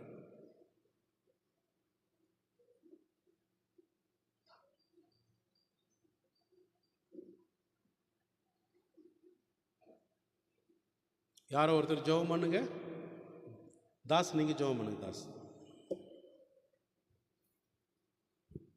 சோதரன் கர்த்தாவே, பரலோகத்தில் வீட்டிருக்கிற எங்கள் அன்பின் தகப்பனே, ஆசீர்வதிக்கப்பட்ட அந்த ஓய்வு நாள் கர்த்தாவே, உம்மை ஆராதிக்கத்தக்கவனம், உம்மை பாட துதிக்கத்தக்கவனம் தேவந்தாமே எங்களை ஒரு மனதோடு கிருபையோடு நடத்தி கர்த்தாவே. தொடர்ந்து உமது வார்த்தைகளை கொடுக்கிற தாசனையும் கருத்து தருகிறோம். தாசனால் வருகிற வார்த்தை அதை ஒவ்வொருவரும் கேட்கத்தக்க வண்ணம் தெய்வங்களுக்கு செவிகளையும் சிந்தைகளையும் ஒரு மனோடு வைக்க தெய்வந்தாமே ஆசீர்வதிக்க போவதற்காக நன்றி. தொடர்ந்து ஆசீர்வதியும் பலப்படுத்தும். இயேசு மூலம் ஜெயிக்கிறவங்களுக்கு ஜீவன் தந்த நல்ல பிதா. ஆமென், ஆமென், ஆமென். கர்த்தர் நம்மோடு பேசுவதற்காக கரங்களை தட்டி ஆண்டவருக்கு நாம் நன்றி சொல்லுவோமா? ஸ்தோத்திரம், ஸ்தோத்திரம். ஆவியானவர் சபைக்கு சொல்லுகிற திருச்சபை இந்த வாராகிய உங்களுக்கு தேவன் பேசுகிற சத்திய வார்த்தை என்றால், நீங்கள் என்னில் நிலைத்திருந்தால் மிகுந்த கனி கொடுப்பீர்கள். அல்லேலூயா. நீங்கள் என்னில் நிலைத்திருந்தால் மிகுந்த கனி கொடுப்பீர்கள் என்றால் அநேக ஜனங்களுக்கு நீங்கள் ஆசீர்வாதமாய் இருப்பீர்கள். ஆசீர்வாதமாய் உங்கள் கரத்தினாலே நீங்கள் பெற்றுக்கொண்ட ஆசீர்வாதம் மற்றவர்களுக்கு கொடுக்கிற அளவுக்கு கர்த்தர் உங்களை ஆசீர்வாதத்தின் மேன்மையாக வைப்பார். இரண்டாவது, ஆவிக்குரிய 9 கனிகளை நீங்கள் பெற்றுக்கொள்ள முடியும். ஆவிக்குரிய 9 கனி உள்ளவர்கள் தான் கர்த்தராகிய இயேசு கிறிஸ்துடைய அவருக்குள் நிலைத்திருக்கிறவர்களாக இருப்பார்கள். அல்லேலூயா சொல்லுவோமா? அவருக்குள் நிலைத்திருக்கிறவர்கள், இயேசு கிறிஸ்துவுக்குள் நிலைத்திருக்கிறவர்கள் ஆவிக்குரிய 9 கனி உள்ளவர்களாக இருப்பார்கள்.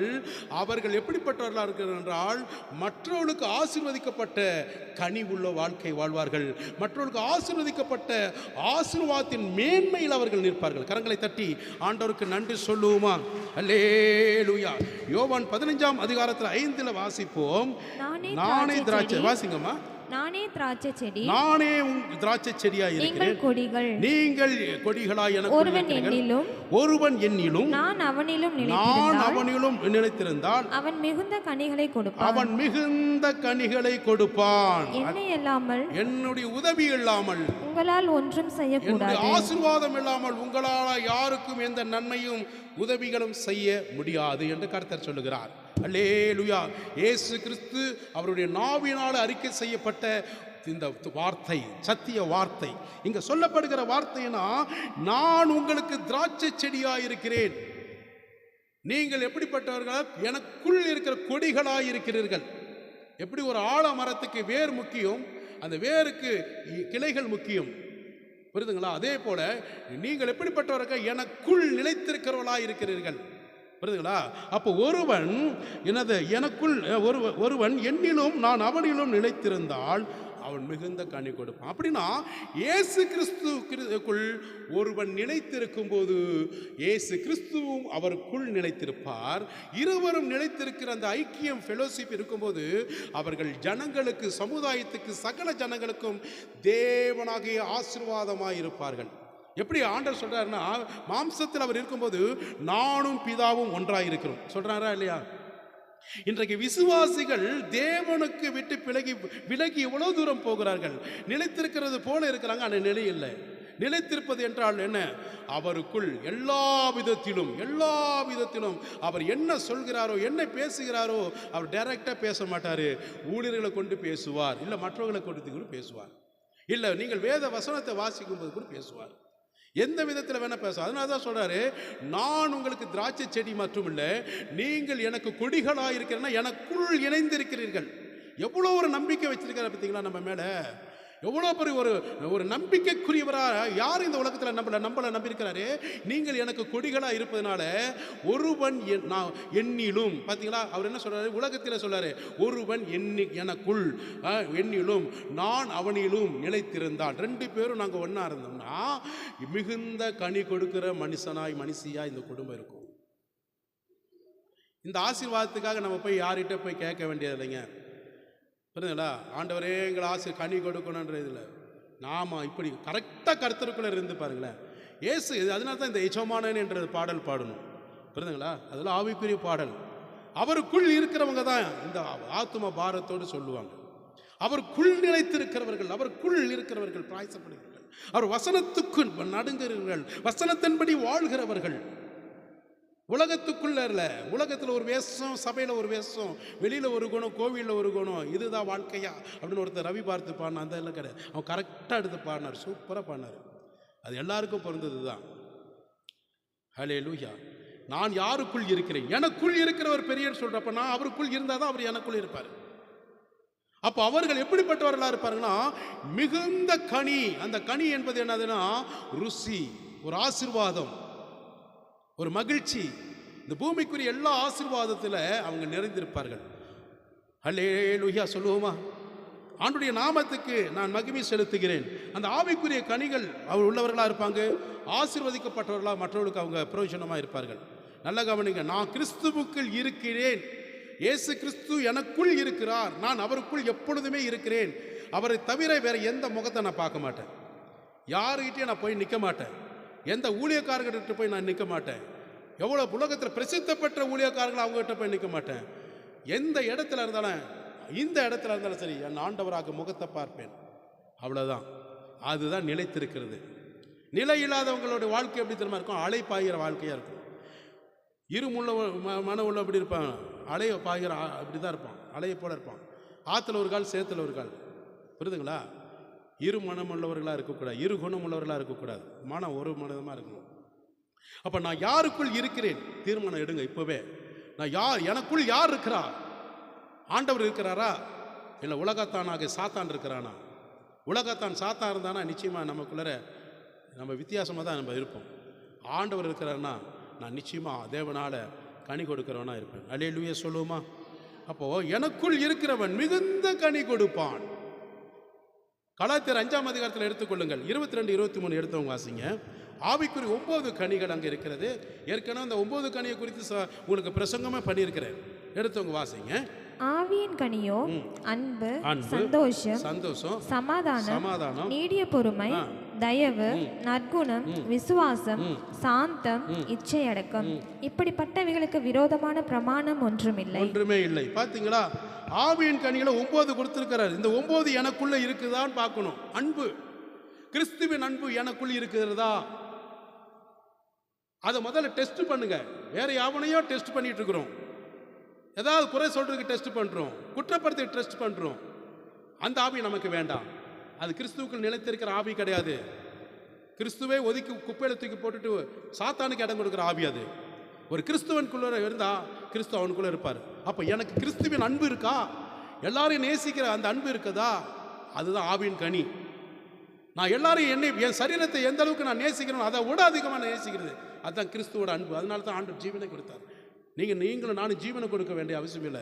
அன்பு செலுத்தினா போதும். முழுமையான அன்பு, ஓரவஞ்சன அன்பு இருக்கக்கூடாது. கிறிஸ்துவின் அன்பு. எத்தனை பேர் ஆமென் சொல்ல முடியும்? இதுதான் ஆவிக்குரிய கனி. உங்கள் குடும்பங்களில் உங்களை சார்ந்திருக்க யாரை எவரிபடி கிறிஸ்துவாகி அவருடைய அன்பு உனக்குள் இருந்ததுன்னா நீ அவருக்குள் நிலைத்திருக்கிற கொடி. அல்லேலூயா. மிகுந்த கனி கொடுக்கிற ஆசீர்வாதம். அடுத்தது பார்த்துட்டீங்கன்னா அடுத்து சந்தோஷம் இருக்கும். எப்பவுமே சந்தோஷமா இருக்கணும். ஏதோ பழி வாங்கினது மாதிரி, பழிக்கு பழி வாங்குற மாதிரி, துரோகிகள் மாதிரி, சத்துருவமாய் பார்க்கக்கூடாது. சத்துருவனை சிநேகிக்காதவங்க கிறிஸ்துவர்களுடைய இல்லை. இயேசு சொல்றாரே, உங்கள் சத்துரு யாரு? சபையோர் தான். அவர்கள் நேசிக்கணும். நம்ம எங்க அது நேசிக்கிறது? பிரைஸ் லார்ட் சொல்றதுக்கே வெக்கப்படுறோம். இந்த மனுஷனுக்கு இந்த மனுஷனுக்கு பிரைஸ் லார்ட் சொல்லணுமா? ஒரு சந்தோஷமா முகத்தை பார்த்து சிரிச்சுட்டு போயிட்டு போறேன்னு சொல்றாங்களா? கூப்பிட்டா கூட காதுல வாங்காம போகிறது. இதெல்லாம் எங்க கருத்து? ஆவிக்குரிய வாழ்க்கையில் அவருக்குள்ள நிலை இல்லாதவங்க. இதெல்லாம் புரிஞ்சுக்குங்க. நிலை இல்லாதவங்க எப்படி இருப்பாங்க? இப்படிதான் இருப்பாங்க. ஆண்டவர் கவனிக்கிறாரு, எல்லாரையும் பார்க்கிறாரு. பரலோகம் போயிடுவேன்னு நினைக்காதீங்க தயவு செய்து. அதுக்கு வசனம் இருக்கு. சந்தோஷம், உன் சந்தோஷம் கர்த்தர் கொடுத்திருக்காரு. நீங்க போய் கடையில் வாங்க முடியாது, நானும் வாங்க முடியாது. கர்த்தர் கொடுத்திருக்காரு. உனக்குள்ள ஆவிக்குரிய அன்பு இருக்குன்னா ஆண்டவர் உனக்கு அடுத்த பிரகாரமாக உன் குடும்பத்தில் நீ சந்தோஷமா இருக்க கர்த்தர் உதவி செய்வார். எல்லாவற்றிலும் உன் சந்தோஷம் இருக்கணும். கிறிஸ்துவின் சந்தோஷம் அது ரொம்ப முக்கியமான காரியம்.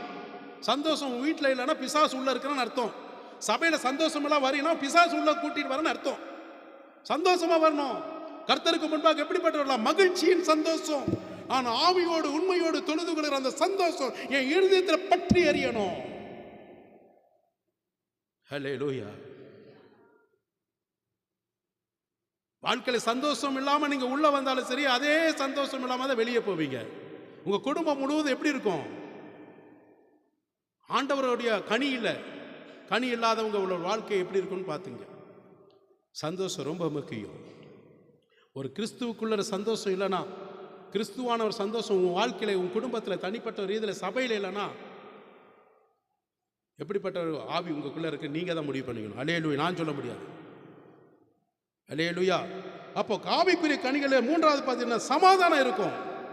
இன்னைக்கு கிறிஸ்துவ ஊழியத்தை உடைக்கிற சமாதானம், பிரிவினை உண்டாக்குற சமாதானம், அடுத்த இளம் விசுவாசிகள் முன்மாதிரியான சமாதானத்தோடு இருக்கக்கூடிய மனுஷர்கள் அப்படி பிரிவினை உண்டாக்கிடுறாங்க, சந்தோஷத்தை கெடுத்துடுறாங்க. இந்த ஆவியெல்லாம் வந்து ஆண்டவர் பார்த்து கொண்டு இருக்கிறார். யாராக இருந்தாலும் சரி, இன்க்ளூடிங் நானாக இருந்தாலும் சரி, சமாதானம் அங்கே இருக்கணும். உன் வீட்டில் சமாதானம் இருக்காது, சபையில் சமாதானம் இருக்கு. நீ தேடும் நிம்மதி இயேசு தருகிறார். இங்கே வரும்போது நிம்மதியோடு நம்ம வரணும். நிம்மதி இழந்து தான் வெளியில் இருக்கிறோம். இங்கே வரும்போது எப்படி நிம்மதி வந்து ஜெபம் பண்ணால் எனக்கு சந்தோஷம், சமாதானம் கிடைக்கிறது. இங்கேயே சமாதானம் இல்லாமல் உட்காந்துட்டு உருன்னு அப்படி பார்த்துட்டு இருந்தேன்னா அப்போ டர்ன்னு சீட்டை கிழிச்சு தான் கர்த்தர் அனுப்புவார். இது ஆவிக்குரிய கனி கிடையாது. நல்லா தெரிஞ்சுக்கங்க. பாரத்தோடு கர்த்தர் பேசுகிறார் இந்த வார்த்தையை. கேட்குறவங்க கேட்கலாம், கேட்காதவங்க என்ன வேணா நீங்க செய்யலாம். உங்க குடும்பங்களிலே, ஆவிக்குரிய சபைகளிலே, ஊழியங்களிலே உன் வாழ்க்கையில சந்தோஷம் இருக்கணும், சமாதானம் இருக்கணும். சமாதானம் இல்லாமல் இங்கே வந்து உட்காந்து எப்படி இருக்கும்? ஏதோ யுத்தத்தில் போய் இப்போ சண்டை போடுற மாதிரி அவன் கூட ஒற்று போயிட்டே வேண்டாடா, உனக்கு எனக்கு வழக்கு வேண்டாடா, 2 பேர் காம்ப்ரமைசன் பண்ணி போயிடலான்டான்றான். ஆனால் நம்ம ஆளுங்க எப்படி இருக்கு தெரியுமா? கடைசி வரைக்கும் ஜென்ம விரோதியை பார்க்குற மாதிரி பார்த்துட்டு இருந்து பேசிக்கிட்டு இருந்தால் எப்படி இருக்கும்? கர்த்தர் கவனிக்கிறாரே, புரியுதுங்களா? கர்த்தர் கவனிக்கிறார், எல்லாரையும் கவனிக்கிறார், என்னையும் கவனிக்கிறார். நான் உங்ககிட்ட பேசுகிறேன்னா, இந்த சந்தோஷத்தோடு நான் பேசுகிறேன்னா, சமாதானம் மேலே இல்லாமல் பேசுகிறேன்னா, கிறிஸ்துவின் அன்பு இல்லாமல் பேசுகிறேன், எல்லா ஆண்டவரும் எனக்கு தெரியும். கர்த்தர் பார்க்குறாரு. எல்லாருக்கும் தான் இந்த பிரசங்கம், எனக்கு மட்டும் இல்லை, எல்லாருக்கும் சேர்ந்து உலகத்தில் இருக்க அத்தனை பேருக்கும் கர்த்தர் பேசுகிற வார்த்தை இது. அல்லேலூயா. உன் வாழ்க்கையில் நீ சந்தோஷத்தை நீ என்ன செய்யணும்? சமாதானத்தை பெற்றுக்கொள்ளணும். எல்லாவற்றிலும் என்ன பேசினாலும் எது சொன்னாலும் அது நீடிய பொறுமையாக கேட்கணும். இயேசு மட்டும் கோவப்பட்டிருந்தான்னு நம்ம வாழ்க்கை அரோகதி தான். நீடிய பொறுமை வேணும். ஒரு ஆவிக்குரிய கனியில் என்னது? பொறுமை வேணும். அவசரப்பட்டுட்டு டக்குன்னு வார்த்தையை விடுறது, பேசிட்டு போகிறது, திட்டிட்டு போகிறது, முறைச்சிட்டு போகிறது, விரைச்சிட்டு போகிறதுனால லாபம் வந்து இயேசு கிறிஸ்துவுக்கு கிடையாது, சாத்தானுக்கு தான் லாபத்தை தேடி தரும். நீடிய பொறுமை வேணும். கிறிஸ்துவனுக்கு நீடிய பொறுமை இல்லைன்னா அவனுக்குள்ள ஆவிக்குரிய ஆண்டவர் இருக்க மாட்டாரு. அவன் ஆவிக்குரிய கனி கொடுக்க முடியாது. அவருக்குள் நிலைத்திருக்கிறேன்னு சொல்ல முடியாது. சும்மா சொல்லலாம், அவனுடைய கிரியை பார்த்தாலுமே செத்து போயிடும். அப்போ என்ன எப்படிப்பட்டவர்களாக இருக்கணும்? நீடிய பொறுமை. எது சொன்னாலும் சரி. இப்போ இவ்வளோ தூரத்தில் நான் இறங்கி வந்து இவ்வளோ தூரத்தில் அந்த சாட்சி சொல்கிறேன்னா, சரி அடிங்கன்னு கூட சொல்கிறேன்னா எதுக்காக சொல்கிறேன்? என் ஆண்டவருக்காக நான் சகிக்கிறேன். என்னை சாட்சி கொடுக்குற நீங்கள் கிடையாது, அவர் எனக்கு கொடுத்தா போதும்.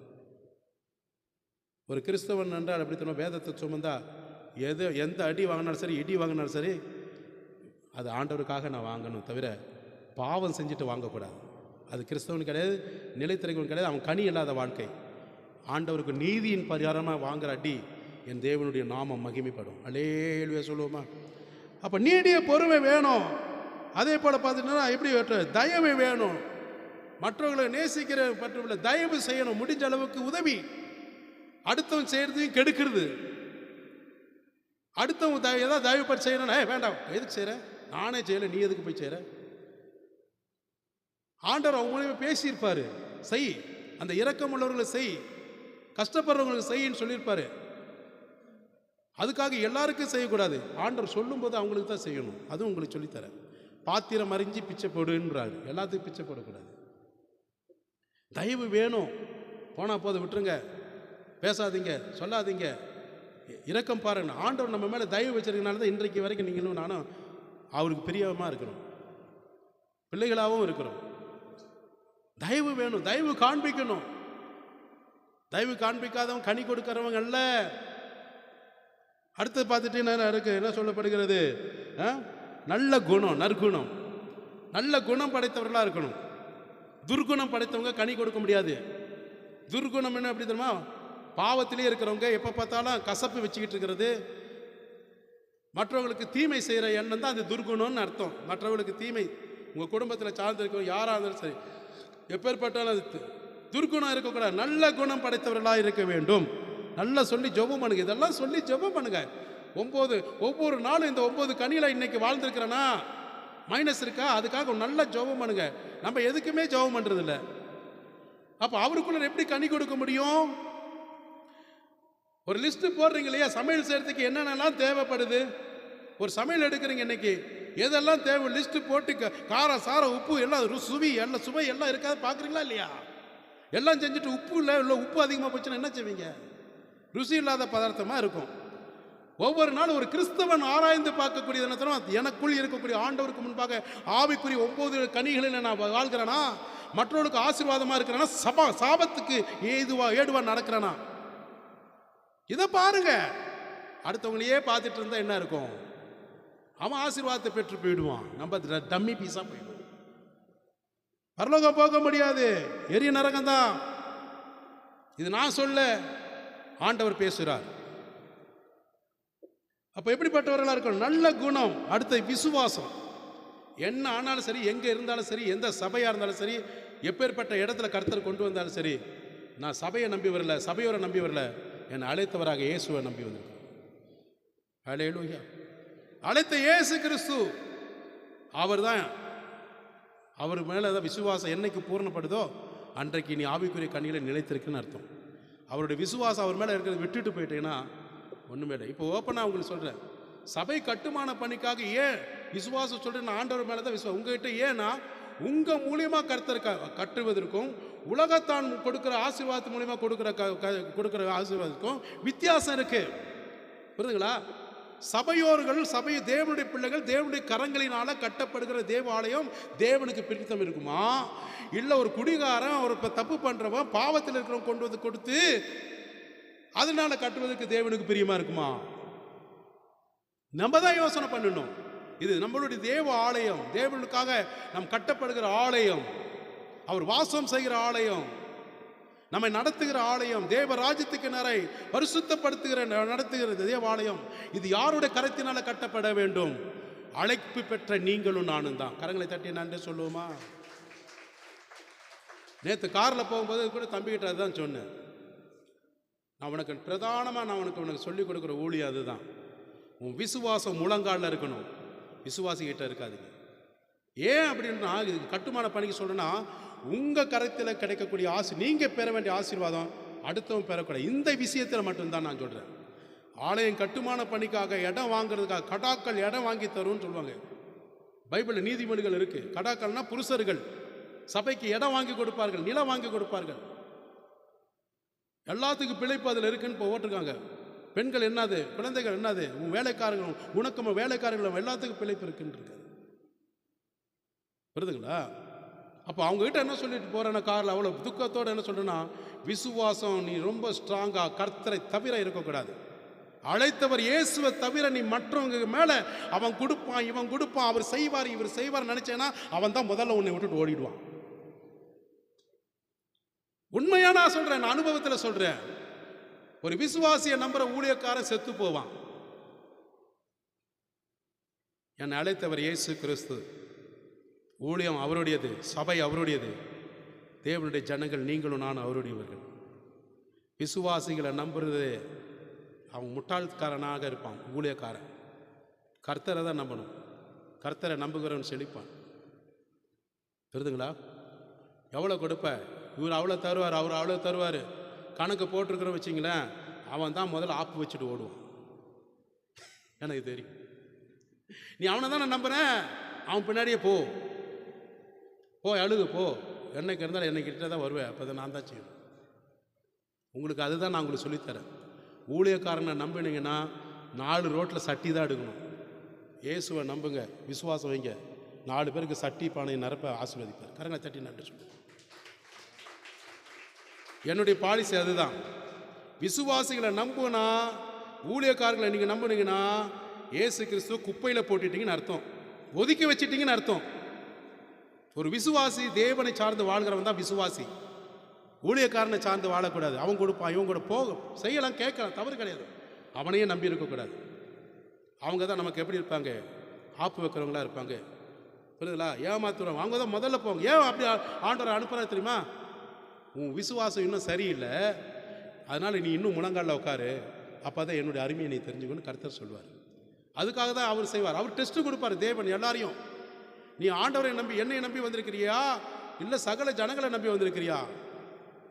அப்போ அந்த டெஸ்ட்டு, ஆண்டவர் கொடுக்குற டெஸ்ட்டு என்னை நம்மளை உருவாக்குவதற்காக கர்த்தர் செய்வார். அப்போ நீ முழங்காலில் நின்று எங்கிட்ட பெற வேண்டியது தான் விசுவாசம். நீ எங்கே போயிட்ட விசுவாசம்? பேங்க்குக்கையும் கந்து வெட்டிக்காரங்கிட்டையும் சகல ஜனங்களை போயிட்ட. அதனால தான் இன்றைக்கு எப்படி இருக்கிற? வெறுமையாக இருக்கிற. முழங்காலில் நிற்கிறவன் தான் ஊழியக்காரன். விசுவாசம் தேவனை சார்ந்துக்கிறவன் தான் ஊழியக்காரன். விசுவாசிகள் நீங்களும் என்னை பின்பற்றுங்கள். உங்களுக்கு அதுதான் சொல்கிறேன். புரியுதுங்களா? என்னை பின்பற்றினா நான் வைத்திருக்கிற விசுவாசம் வைராக்கியம் அப்போஸ்தலனை போல பின்பற்றுங்க. ஆண்டு உங்களை ஆசீர்வதிப்பார். அதுதான் கனி உள்ள வாழ்க்கை. புரியுதுங்களா? எந்த ஊழியக்காரர்களை போயிட்டு அப்போஸ்தலர் நாட்களில் கொடுங்க கொடுங்க கொடுங்கட்டு கெஞ்சிக்கிட்டு இல்லை, எல்லாம் கொண்டு ஒரு வார்த்தை சொன்னார், கொண்டு வந்து கொடுத்தாங்க. புரியுதுங்களா? அதுதான் விசுவாசம். அவங்க செய்வாங்க இவங்க செய்வாங்க நம்பினோம்னா நம்ம மாட்டிக்குவோம். ஆண்டவர் விட்டு விலகிட்டு அவருக்குள்ள கனி கொடுக்காத ஆவிகள் என்று நம்மளே தீர்மானம் எடுத்துக்கலாம். நான் அவருக்குள்ள இல்லைன்னு அர்த்தம். ஆனால் ஆண்டவர் சொல்லி ஜெபம் பண்ணி இந்த மனுஷன் இடத்துல போ, இந்த மனுஷன் கொடுப்பது வாங்கு, இந்த மனுஷன் சொல்லுவான் அப்படின்னு சொன்னால் அது ஏற்றுக்கொள்ளக்கூடியது. அல்லேலூயா. ஆண்டுடைய நாமத்துக்கு மகிமை உண்டாகட்டும். அப்போ ஆண்டுடைய சமூகத்தில் எப்படிப்பட்டவர்கள்? அடுத்தது பார்த்துட்டீங்கன்னா விசுவாசம் தேவனை சார்ந்து. அடுத்தது சாந்த குணம் இருக்கணும். சாந்த குணம் இல்லாதவங்க பூமியை சுதந்திரித்துக் கொள்ள முடியாது. ஆனால் பூமியில் ஒழுங்காக வாழ முடியாது, பூமிக்குரிய ஆசீர்வாதத்தை பெற்றுக்கொள்ள முடியாது. நீ வேலை செய்கிற இடத்துல, குடும்பத்தில், சபையில், எந்த இடத்துல இருந்தாலும் சரி, உனக்கு விரோதமாக எது வேணால் பேசுவாங்க. சாந்தமாக பதில் சொல்லு, சாந்தமாக ஏற்றுக்கொள்ளு, சாந்தமாக அவங்கக்கிட்ட என்ன செய்யணும்? நடந்து கொள். புரியுதுங்களா? சாந்த குணம் இல்லாதவங்க பூமியில நிரந்தரமாக வாழ முடியாது. இங்கேயே வாழ முடியலன்னா அப்போ பரலோகம் எங்கே போக முடியும்? முடியாது. சாந்த குணம் வேணும். பெண்களாக இருக்கட்டும், ஆண்களாக இருக்கட்டும், ஊழியக்காரன் கூட சாந்தம். என் மோசை குறித்து கர்த்தர் சொன்னார், அவன் சாந்த குணம் உள்ளவன். ஆண்டவர் சொல்றதை கேளுங்க. மற்றவர்கள் புகழ்றதுக்காக நம்ம இங்கே வரல. அது கட்சிக்கு போய் சேர்ந்துடலாம். நிறைய கட்சிக்காரர்களை புகழணுங்க. நிறைய பிரியாணி கோட்ரு 500 1000 கொடுப்பான். இங்கே வந்தால் கர்த்தரை மட்டும்தான் புகழணும். ஊழியக்காரனையும் புகழக்கூடாது. ஊழியக்காரன் விசுவாசிகள் கர்த்தருக்கு நன்றி சொல்லி அவங்களுக்கு கனப்படுத்தலாம், மரியாதை செலுத்தலாம். கனம் பண்ண முந்தி கொள்ளுங்க. புகழ்ச்சிக்காக இல்லை, இகழ்ச்சியில் போய் மாட்டிடும். ஹல்லேலூயா சொல்லுவோமா? அது மாத்திரம் சாந்த குணம் மட்டுமில்லை, இச்சை அடக்கம் இருக்கணும். ஆசைப்படக்கூடாது. ஜனங்க கொடுப்பாங்க, அதை கொடுப்பாங்க, இவர் அப்படி கொடுப்பார், இவர் கொடுப்பாரு, போயிட்டு வாங்கிட்டு இச்சை அடக்கணும். எல்லாமே இருக்குது அதில். அடங்கிடணும், இச்சை அடக்கணும். அதில் போய் ஆசைப்பட்டுட்டோம்னா பிசாசு உள்ளே வந்துடுவோம். புரியுதுங்களா?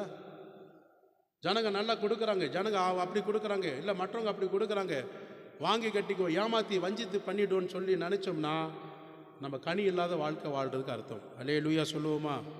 ஆண்டுடைய நாமத்துக்கு மகிமை உண்டு. இந்த 9 கனிகள் ஒவ்வொரு நாளும் எனக்குள் இருந்தா, நான் கரெக்டாக அதில் இருந்தேனா, நான் தேவனுக்குள் நிலைத்திருக்கிற கொடிகளாக இருக்கிறேன் என்று நீங்களே முடிவு பண்ணலாம். அல்லேலூயா. கரங்களை தட்டி ஏசப்பாவுக்கு நன்றி சொல்லுவோம். அல்லேலூயா. தேவனுக்குள் நிலைத்திருக்காதவன் அவனுடைய நிலைமையை குறித்து பார்ப்போம். யோவான் 15ஆம் அதிகாரத்தில் 1 4 வரைக்கும் வாசிங்க. நான் மெய்யான திராட்சை செடி, என் பிதா திராட்சை தோட்டக்காரர். என்னில் கனி கொடாது இருக்கிற கொடி எதுவோ அதை அவர் அறுத்து போடுகிறார். கனி கொடுக்கிற கொடி எதுவோ அது அதிக கனிகளை கொடுக்கும்படி அதை சுத்தம் பண்ணுகிறார். நான் உங்களுக்கு சொன்ன உபதேசத்தினாலே நீங்கள் இப்பொழுதே சுத்தமாக இருக்கிறீர்கள்.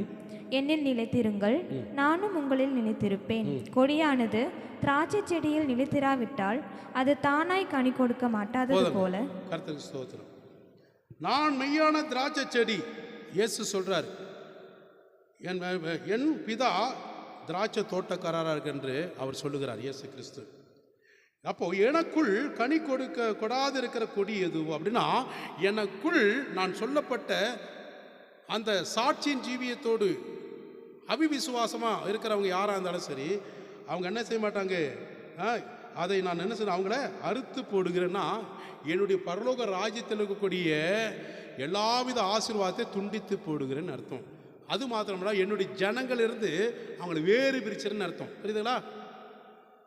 நான் உங்களுக்கு சொல்கிறது புரியுதுங்களா? கனி கொடுக்காத செடியாக இருக்கட்டும், மரமாக இருந்தால் வீட்டில் வச்சுருப்பீங்களா? என்ன செய்வீங்க? பூமிக்கு இடைஞ்சலாக இருக்க போட்டு டப்புன்னு ஒரு வெட்டி அடுப்புக்கு நாச்சி போட்டுருவோன்றுவீங்க இல்லையா? அதுதான் இங்கே சொல்கிற வார்த்தை இது. அப்போது எனக்குள் கனி கொடாது இருக்கன்னா, எனக்குள் ஒரு விசுவாசியாக இருக்கட்டும், ஊழியக்காரனாக இருந்தாலும் சரி, ஆவிக்குரிய கனி கொடுக்காதவன் யாராக இருந்தாலும் சரி, அவனை என் ஜனத்திலிருந்து, என் ஆசீர்வாதத்திலிருந்து அவனை என்ன செய்வேன்? அறுத்து போடுவேன். இது நான் சொல்ல, இயேசு சொல்றாரு. சந்தேகம் வந்து அவர்கிட்ட போய் கேளுங்க. அதை அறுத்து போடுகிறார். கனி கொடுக்கிற கொடி எதுவோ அது அதிக கனிகளை கொடுக்கும்படி அவர்களை பரிசுத்தப்படுத்துவேன். அவர்கள் எனக்காக என்னுடைய சமூகத்தில் வந்து, ஆண்டவரை, இன்னும் நான் குறைவாக இருக்கிறேன், இன்னும் நான் கனி கொடுக்காமல் இருக்கிறேன், இன்றைக்கு உங்களுடைய சத்தியத்தை கேட்டு இன்னும் நான் உமக்குள்ள பலனடைய கனி கொடுக்கிறேன் மாறுவதற்காக என் ஜீவனை நான் தருகிறேன், என் ஆத்மாவை ஆவி ஆத்ம சரீரத்தை கொடுக்கிறேன்னு சொல்கிறவங்க, நான் இன்னும் அவர்களை கனி கொடுக்கும்படியாகவும், இன்னும் அவர்களை எனக்கு ஏற்ற பரிசுத்த வாழ்க்கையில் ஆசீர்வாதமாய் நடத்துவர்களாக நான் உருவாக்கினேன் என்று கர்த்தர் சொல்லுகிறார். அல்லேலூயா. அது மாத்திரமல்லாமல், நான் உங்களுக்கு சொன்ன உபதேசத்தினாலே இப்பொழுதே விசுவாசிக்கிறவங்க, அவர் வசனத்தை ஏற்றுக்கொள்ளுகிறவங்க, அவரை பின்பற்றுகிறவங்க, அவரை நம்பிக்கை உள்ளவங்க என்ன செய்வாங்க? சுத்தமாவதற்கு தன்னை அர்ப்பணிப்பார்கள். கரங்களை தட்டி நன்றி சொல்லுவோம். சுத்தமாகிறவர்கள் கரங்களை தட்டுங்க. சுத்தமாகிறவங்க, இயேசு கிறிஸ்து நீ எனக்கு சொன்ன வார்த்தையின் பிரகாரம், நீர் எனக்கு கொடுத்திருக்கிற உபதேசத்தின் பிரகாரமாக இன்றைக்கு இப்பொழுது இந்த நொடி பொழுதிலே என் ஆவி ஆத்ம சரீரம் உமக்கு அர்ப்பணித்து நான் சுத்தமாக ஒப்புக் கொடுக்கிறேன். அல்லேலூயா, அல்லேலூயா. ஒரு சின்ன பிள்ளைகளை தப்பு பண்ணுவியான்னு சொல்லி அடிக்கிறோம். அவன் அடுத்தது தப்பு பண்ணுவேன் அப்படின்னு சொல்லுவான். என்ன சொல்லுவான்? இனிமேல் நான் செய்ய மாட்டேன், இனிமேல் நான் செய்ய மாட்டேன். அதுதான் மனம் திரும்புதல். ஏன்னா தப்பு பண்ணால் அடிக்கிறாங்க, எனக்காக அடிக்கிறாங்க, நான் நல்லா இருக்கணும்னு அடிக்கிறாங்க, நான் தப்பு பண்ணக்கூடாது, என்னை நம்பி இருக்கிறாங்க எனக்கு, அதனால் அவங்களுக்கு முன்னாடி இனிமேல் எந்த தவறு செய்யக்கூடாதுனால என்னை கண்டிக்கிறாங்க அப்படின்னு சொல்லும்போது அவனை ஏற்றுக்கொள்கிறாங்க. பற்றிங்களா? அது அவங்களுக்கு ஆசீர்வாதமாக மாறும். புரியுதுங்களா? அதே மாதிரி தான் ஆண்டவர் எனக்குள் கனி கொடுக்குறவங்களை யாராக இருந்தாலும் அவங்களை நான் இன்னும் கனி கொடுக்குறவர்களாய் மாறுவேன், இன்னும் அவங்கள ஆசீர்வாதமாக வைப்பேன், இன்னும் அவங்கள மேன்மையான ஒரு சமாதானத்தில் எல்லாம் இந்த பூமிக்குரிய ஆசீர்வாதம் நான் வைப்பேன்னு சொல்லி தேவன் என்ன செய்கிறாருன்னா, விசுவாசத்தோடு நமக்கு இந்த வார்த்தையை வாக்குறுதியாக கொடுக்குறாரு. அப்போ இங்கே மேலே என்னன்னு சொல்கிறாரு? என்னில் நிலைத்திருங்கள், நானும் உங்களில் நிலைத்திருக்கேன். பார்த்தீங்களா? எனக்குள் நீங்கள் நினைச்சிருந்தீங்கன்னா நான் இருப்பேன். நீ என்ன மறந்தா நான் உன்னை மறப்பேன், உன்னை மட்டும் உன் பிள்ளைகளோட பிள்ளைகளையும் மறப்பேன்றாரு. ஓசியா தீர்க்கதரிசியிலே அதான் சொல்கிறாரு 4ஆம் அதிகாரத்தில். அப்போ நீ என்னை மறந்தால், நீ எனக்குள் நிலைத்தில்லாம் என்றால் நான் உனக்குள்ளே இருக்க மாட்டேன். அப்போ நிலைத்திருக்கிறவங்க எப்படி இருக்கணும்? 9 ஆவிக்குரிய கனி சொன்ன பார்த்தீங்களா? அந்த வசனத்தின் அடிப்படையில் எல்லா ஜனங்களோட, எல்லா சபையோரோட, எல்லா குடும்பத்தோட, எல்லா ஊழியரோட எப்படி இருக்கணும்? நம்ம கனி கொடுக்குறதா இருக்கணும். அல்லேலூயா சொல்லுவோமா? அப்போ என்னில் நிலைத்திருங்கள், நானும் உங்களில் நிலைத்திருப்பேன். கொடியானது திராட்சை செடியில் நிலைத்திராவிட்டால் அது தானாக எந்த விதத்திலும் கனி கொடுக்க மாட்டாது. நீங்கள் எனக்குள்ளே இல்லாட்டால், நீங்கள் நிலைத்திராவிட்டால் எந்த ஜென்மத்தில் நீங்கள் கனி கொடுக்க முடியும். அப்போ கொடியானது திராட்சை செடி இதுக்குள்ளே நிலைத்திருந்தால் தான் கனி கொடுக்க முடியும். அப்போ அதை அத்து போட்டு கட் பண்ணி விட்டுட்டோம்னா அந்த கொடி என்னாகும்? மற்றவர்களுக்கு ஆசீர்வாதமாக இருக்காது, காஞ்சி போயிடும். இல்லையா? காஞ்சி போகுமா போகாதா? கண்டிப்பாக காஞ்சி போகும். ஒன்றும் இல்லை, நல்ல செழிப்பாக இருக்கிற ஒரு கிளையை ஒரு கட் பண்ணி விட்டுருங்களேன், அதை மட்டும் தனியாக கட் பண்ணி கீழே போட்டு பாருங்கள். ஒன்றும் இல்லை, ஒரு 2 மணி நேரம் கழிச்சு வந்து பாருங்கள், அதனோட பெடன் குறைஞ்சி போயிடும். அதான் வாழ்க்கை. கிறிஸ்துவுக்குள்ளே வாழ்கிறோம்னா தினந்தோறும் சுத்திகரிச்சுட்டே இருக்கணும். கனி உள்ளவர்களா கொஞ்சம் விட்டுட்டோம் வச்சிங்களேன், அப்புறம் அந்த வெட்டின கொடி மாதிரி தான் மாறிவிடும். புரியுதுங்களா? நம்ம ஆத்மா எப்படி ரன் ஆகுதோ அதே போல் நம்ம ஆவிக்கிற வாழ்க்கை ரன் ஆகிட்டே இருக்கணும். அல்லேலூயா சொல்லுவோமா? ஆண்டுடைய நாமத்துக்கு மகிமை உண்டாகட்டும். இங்கே 8வது வசனத்தில் வாசிப்போம். நீங்கள் என்னிலும் 7வது வசனம் 6வது வசனத்தை வாசிப்போம். ஒருவன் என்னில் நிலைத்திராவிட்டால் வெளியே எரியுண்ட கொடியைப் போல அவன் எரியுண்டு உலர்ந்து போவான். பார்த்தீங்களா? எனக்குள் நிலைத்தில்லாமல் ஒருத்தர் இருக்கிறானா, வெளியில தூக்கி போடுற குப்பைக்கு சமமாக அவனை நான் எரியுண்டு போடுவேன். அப்படிப்பட்டவைகளை சேர்த்து அக்கினியிலே போடுகிறார்கள், அவைகள் எரிந்து போ. இது நரகம். இது எந்த அர்த்தத்தில் சொல்கிற உதாரணமா? அப்படிப்பட்ட ஜனங்கள், எனக்கு கனி கொடுக்காத ஜனங்களை நான் என்ன செய்வேன்னா எரி நரகத்தில் போட்டுருவேன்னா, அக்னி கடல் பாதாளத்தில் சாத்தானுடைய தூதர்களோட உன்னையும் சேர்த்து போட்டுருவேன். நம்ம தான் முடிவெடுக்கணும். எதில் போய் சேரணும்? அக்னி கடலா இல்லை பரலோக ராஜ்யத்தில் அவர் மடியில் உட்காரணுமா? நம்ம தான் முடிவெடுக்கணும். இது ரெண்டுமே உங்ககிட்ட கொடுத்துருக்கிற சாய்ஸ். நல்லதும் இருக்குது, கெட்டது இருக்குது. அதனால தான் அங்கே சார்ட்டை ஒட்டி வச்சிருக்கிறேன். எந்த வழி உங்களுக்கு தேவையோ சுதந்திரமாக அதை பின்பற்றலாம். ஆனால் போதிக்கக்கூடிய வேலை என்னுடைய வேலை. ஹல்லேலூயா. ஆண்டவருடைய நாமத்துக்கு மகிமை உண்டாகட்டும். இங்கே 15வது வசனத்தில் பாருங்கள். அடுத்தது இந்த 2வது வசனத்தில் பார்த்தீங்கன்னா, கனி கொடாதவர்கள் அக்னியில் போடுவார்கள் என்று சொல்லப்படுகிறது. தேவனுடைய சத்தியத்தின்படி நிலைத்திருக்கிறவர்களின் ஜெபம் கேட்கப்படும். தேவனுடைய சத்தியத்தின்படி நிலைத்திருக்கிறவங்க தான் ஆவிக்குரிய கனி கொடுக்கிறவர்கள். அவர்கள் ஜெபிக்க போடுவது எவைகளை கேட்டுக்கொள்கிறார்களோ அந்த ஜெபத்தில் கர்த்தர் பதில் கொடுப்பார். யோவான் 15:7 வசனத்தை வாசிங்க. நீங்கள் என்னிலும் என் வார்த்தைகள் உங்களிலும் நிலைத்திருந்தால் நீங்கள் கேட்டுக்கொள்வது எதுவோ அது உங்களுக்கு செய்யப்படும். கரங்களை தட்டி நன்றி சொல்லுவோமா? இதுதாங்க விசுவாசம். நீங்கள் எனக்குள், நீங்கள் என்னுடைய வார்த்தைக்குள், நான் சொல்ற வசனத்துக்குள் தான் வார்த்தை. பாஸ்டர் சொல்றாரு அதனால இல்லை, பாஸ்டருக்கு சேர்த்து தான் கர்த்தர் சொல்றாருங்க. புரியுதுங்களா? நீங்கள் எனக்குள், என்னுடைய வார்த்தைகள் உங்களுக்குள் நிலைத்திருந்தால் நீங்கள் என் சமூகத்தில் வந்து எதை கேட்குறீங்களோ அது உங்களுக்கு நான் செய்வேன்றாரு. எவ்வளோ விசுவாசம் பார்த்தீங்களா? ஆண்டவர் கொடுக்குற வாக்குறுதி, ஆண்டவர் கொடுத்துருக்கிற உறுதிமொழி பார்த்தீங்களா? நீங்கள் எனக்குள், என்னுடைய வார்த்தைக்குள் நீங்கள் நிலைத்திருந்தீங்கன்னா நீங்கள் என் சமூகத்தில் என்ன தேவைக்காக, என்ன நன்மையான உங்கள் எதிர்கால வாழ்க்கைக்காக, தேவைகளுக்காக ஜெபிக்கிறீங்களோ அது உங்களுக்கும் இந்த திருச்சபை ஊழியத்திற்கும் நான் செய்வேன் என்று கர்த்தர் சொல்கிறார். விசுவாசம் உள்ளவங்க கர்த்தரை பார்த்து கரங்களை தட்டி நன்றி சொல்லுவோம். அல்லேலூயா. 8வது வசனத்தை வாசிமா. நீங்கள் மிகுந்த கனிகளை கொடுப்பதினால், நீங்கள் மிகுந்த ஒரு ஆசீர்வாதத்தின் கனிகளை நீங்கள் கொடுப்பதினால் என் பிதா மகிமைப்படுவார். யார் மகிமைப்படுறாரு? பிதா. புரியுதுங்களா? அவர் மகிமைப்படுத்துறதுக்கு தான் நீங்கள் உங்கள் வேலையும் என் வேலையும். மனுஷனை மகிமைப்படுத்துவதற்காக இல்லைங்க. நீங்கள் மிகுந்த கனி கொடுப்பதினாலே பிதாவா, உன்னை அழைத்த தேவன், உன்னை நம்பி இருக்கிற தேவன் என்னது, அவர் மகிமைப்படுவார். அவர் மகிமைப்படுகிறார்னா நீங்கள் அவருடைய சீசர்களாக இருக்கிறீங்கன்னு அர்த்தம். அது கீழேயும் வாசிடுமா?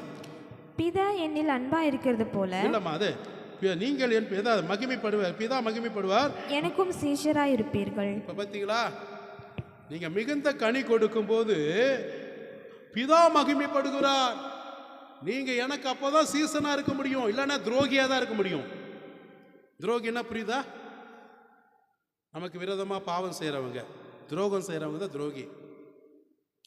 அப்போ மிகுந்த கனி கொடுக்கிறவர்களாக நீங்களும் நானும் இருந்தோம்னா தான் நம்மளை அழைத்த தேவனுடைய இருதயம் சந்தோஷப்படும். அப்போ தான் நீயும் நானும் அவருடைய சீசன் என்று மார்த்தட்டி சொல்லலாம். சீசன் அப்படின்னா என்ன தெரியுமா? அவருக்காக ஊழியம் செய்கிற, சேவை செய்கிற அழைப்பு பெற்ற நான் சீசன், சிசி. அப்போனா குரு அவருடைய வேலைக்காரர்களாக நீங்களும் நானும் சீசர்கள், கற்றுக்கொள்ளுகிறவர்கள், பின்பற்றுகிறவர்கள். இயேசு கிறிஸ்துவை சொல்லுகிற வார்த்தைகளை கற்றுக்கொள்கிறோம். அவர் வார்த்தையின் பிரகாரம் அவரை பின்னோக்கி போகிறவர்கள். இல்லைன்னா சைடில் தான் போயிடுவோம். சைடுங்க. நீரோ கேஜ் வந்து பாடு, பிராடு கேஜ் வந்து சந்தோஷம் கொடுக்க இப்போ, ஆனால் ஃபியூச்சரில் சந்தோஷத்தை கொடுக்காது. ஹல்லேலூயா. ஆண்டவருடைய நாமத்துக்கு நான் மகிமை செலுத்துகிறேன். 10வது வசனத்தில் வாசிப்போம். நான் என் பிதாவின் கற்பனைகளை கை கொண்டு அவருடைய அன்பிலே நிலைத்திருக்கிறது போல நீங்களும் என் கற்பனைகளை கை கொண்டிருந்தால் என்னுடைய அன்பிலே நிலைத்திருப்பீர்கள் என்று நான் உங்களை நம்புகிறேன். அல்லேலூயா. நிலைத்திருக்கணும், அன்பில் நிலைத்திருக்கணும். அதான் சொன்ன ஆவிக்குரிய கனிகளில் அன்பு. என் கற்பனைகளை நான் எப்படி பிதாவோட கற்பனைகளை கை கொண்டோனோ இந்த பூமியில் நீங்களும் என்னுடைய கற்பனைகளை கை கொண்டு இருந்தீங்கன்னா நீங்கள் என் அன்பில் நிலைத்திருக்கிறீங்க என்று நான் உங்களை நம்புவேன். இருக்குங்களா? அன்பு ரொம்ப முக்கியங்க.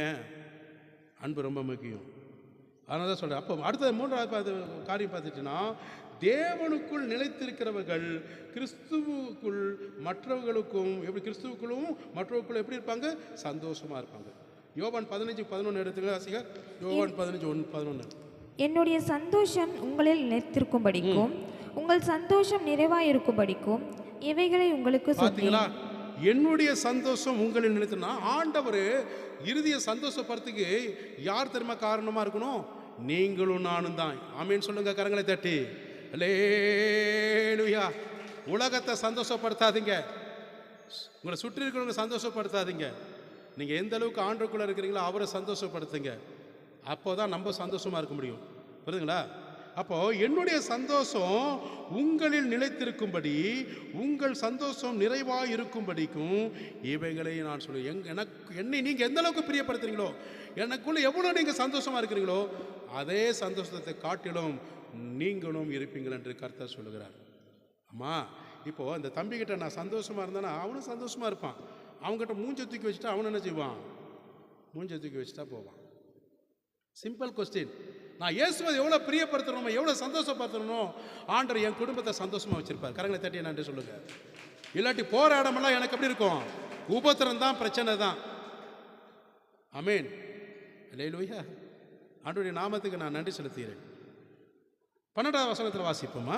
நான் உங்களில் அன்பா இருக்கிறது போல. நான் எப்படி இந்த நிமிஷம் வரைக்கும் எத்தனை தவறுகள், எத்தனை பிரச்சனைகள், எத்தனை போராட்டத்தில் என்னை மறந்து, என்னை விலக்கி, என்னை ஒதுக்கி தூரம் போனாலும் கூட நான் உன்னுடைய அன்பை வைத்திருக்கிறேன். உண்மையில அன்பா இருக்கிறது போல நீங்களும் ஒருவரில் ஒருவர் அன்பா இருக்க வேண்டும் என்பதே என்னுடைய கற்பனையா இருக்கிறது. நான் எந்த அளவுக்கு உங்களிடத்தில் அன்பா இருக்கிறனோ அதே போல நீங்களும் உங்களில் ஒருவருக்கு ஒருவர் எப்படி இருக்கணும்?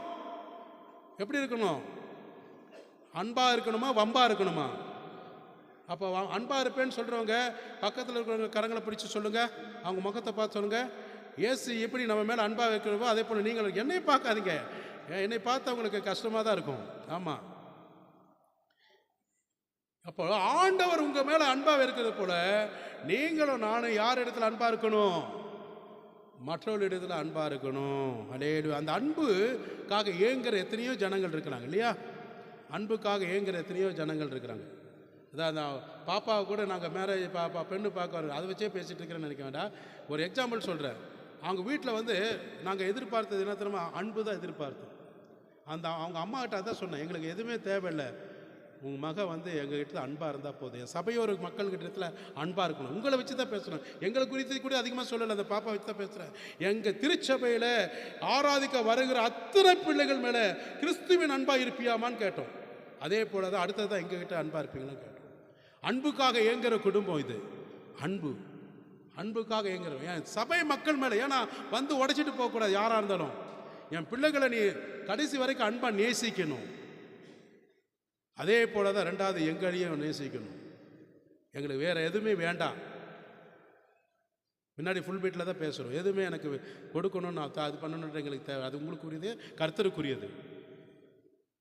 கிறிஸ்துவின் அன்பு வேணும். என் பிள்ளைகளை நேசிக்கணும்.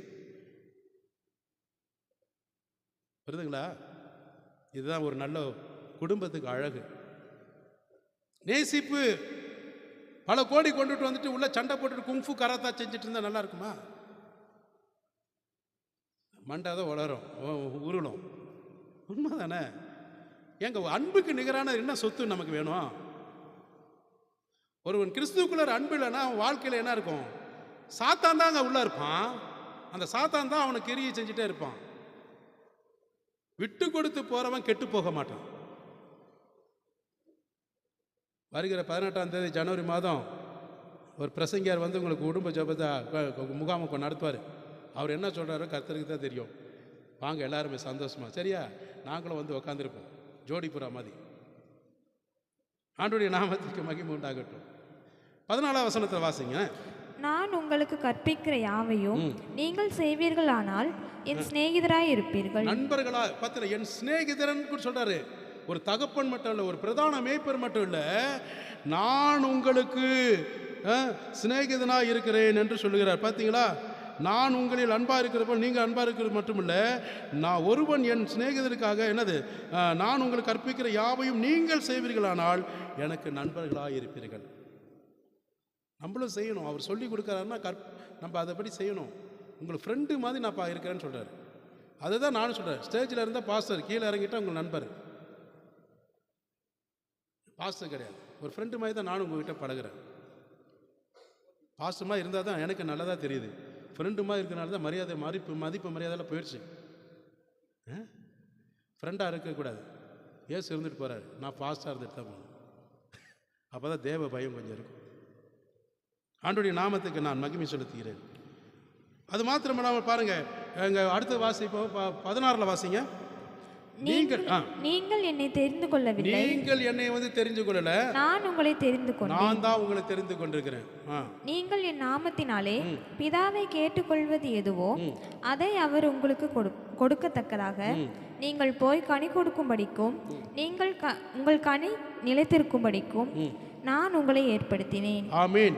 அப்போ நீங்கள் என் நாமத்தினாலே பிதாவை எதை கேட்டுக்கொள்கிறீர்களோ எதுவோ அது உங்களுக்கு கர்த்தர் கொடுக்க வேண்டும் என்றால் நீங்கள் போய் என்ன செய்ய சொல்றாரு? கனி கொடுக்கும், ஆவிக்குரிய கனி கொடுக்கிறவர்களாக உங்கள் கனி அது தேவன் வருகை வரைக்கும் உங்கள் ஜீவன் வரைக்கும் நிலைத்திருக்க, கிறிஸ்துவுக்குள் அந்த கனி நிலைத்திருக்கும்படி நான் உங்களை அதற்காகவே கனி கொடுக்கிறவர்களுக்காக ஏற்படுத்தினேன். கரங்களை தட்டி நன்றி சொல்லுவோமா? சரி, நம்ம எல்லாரும் எழுந்து நிற்போமா?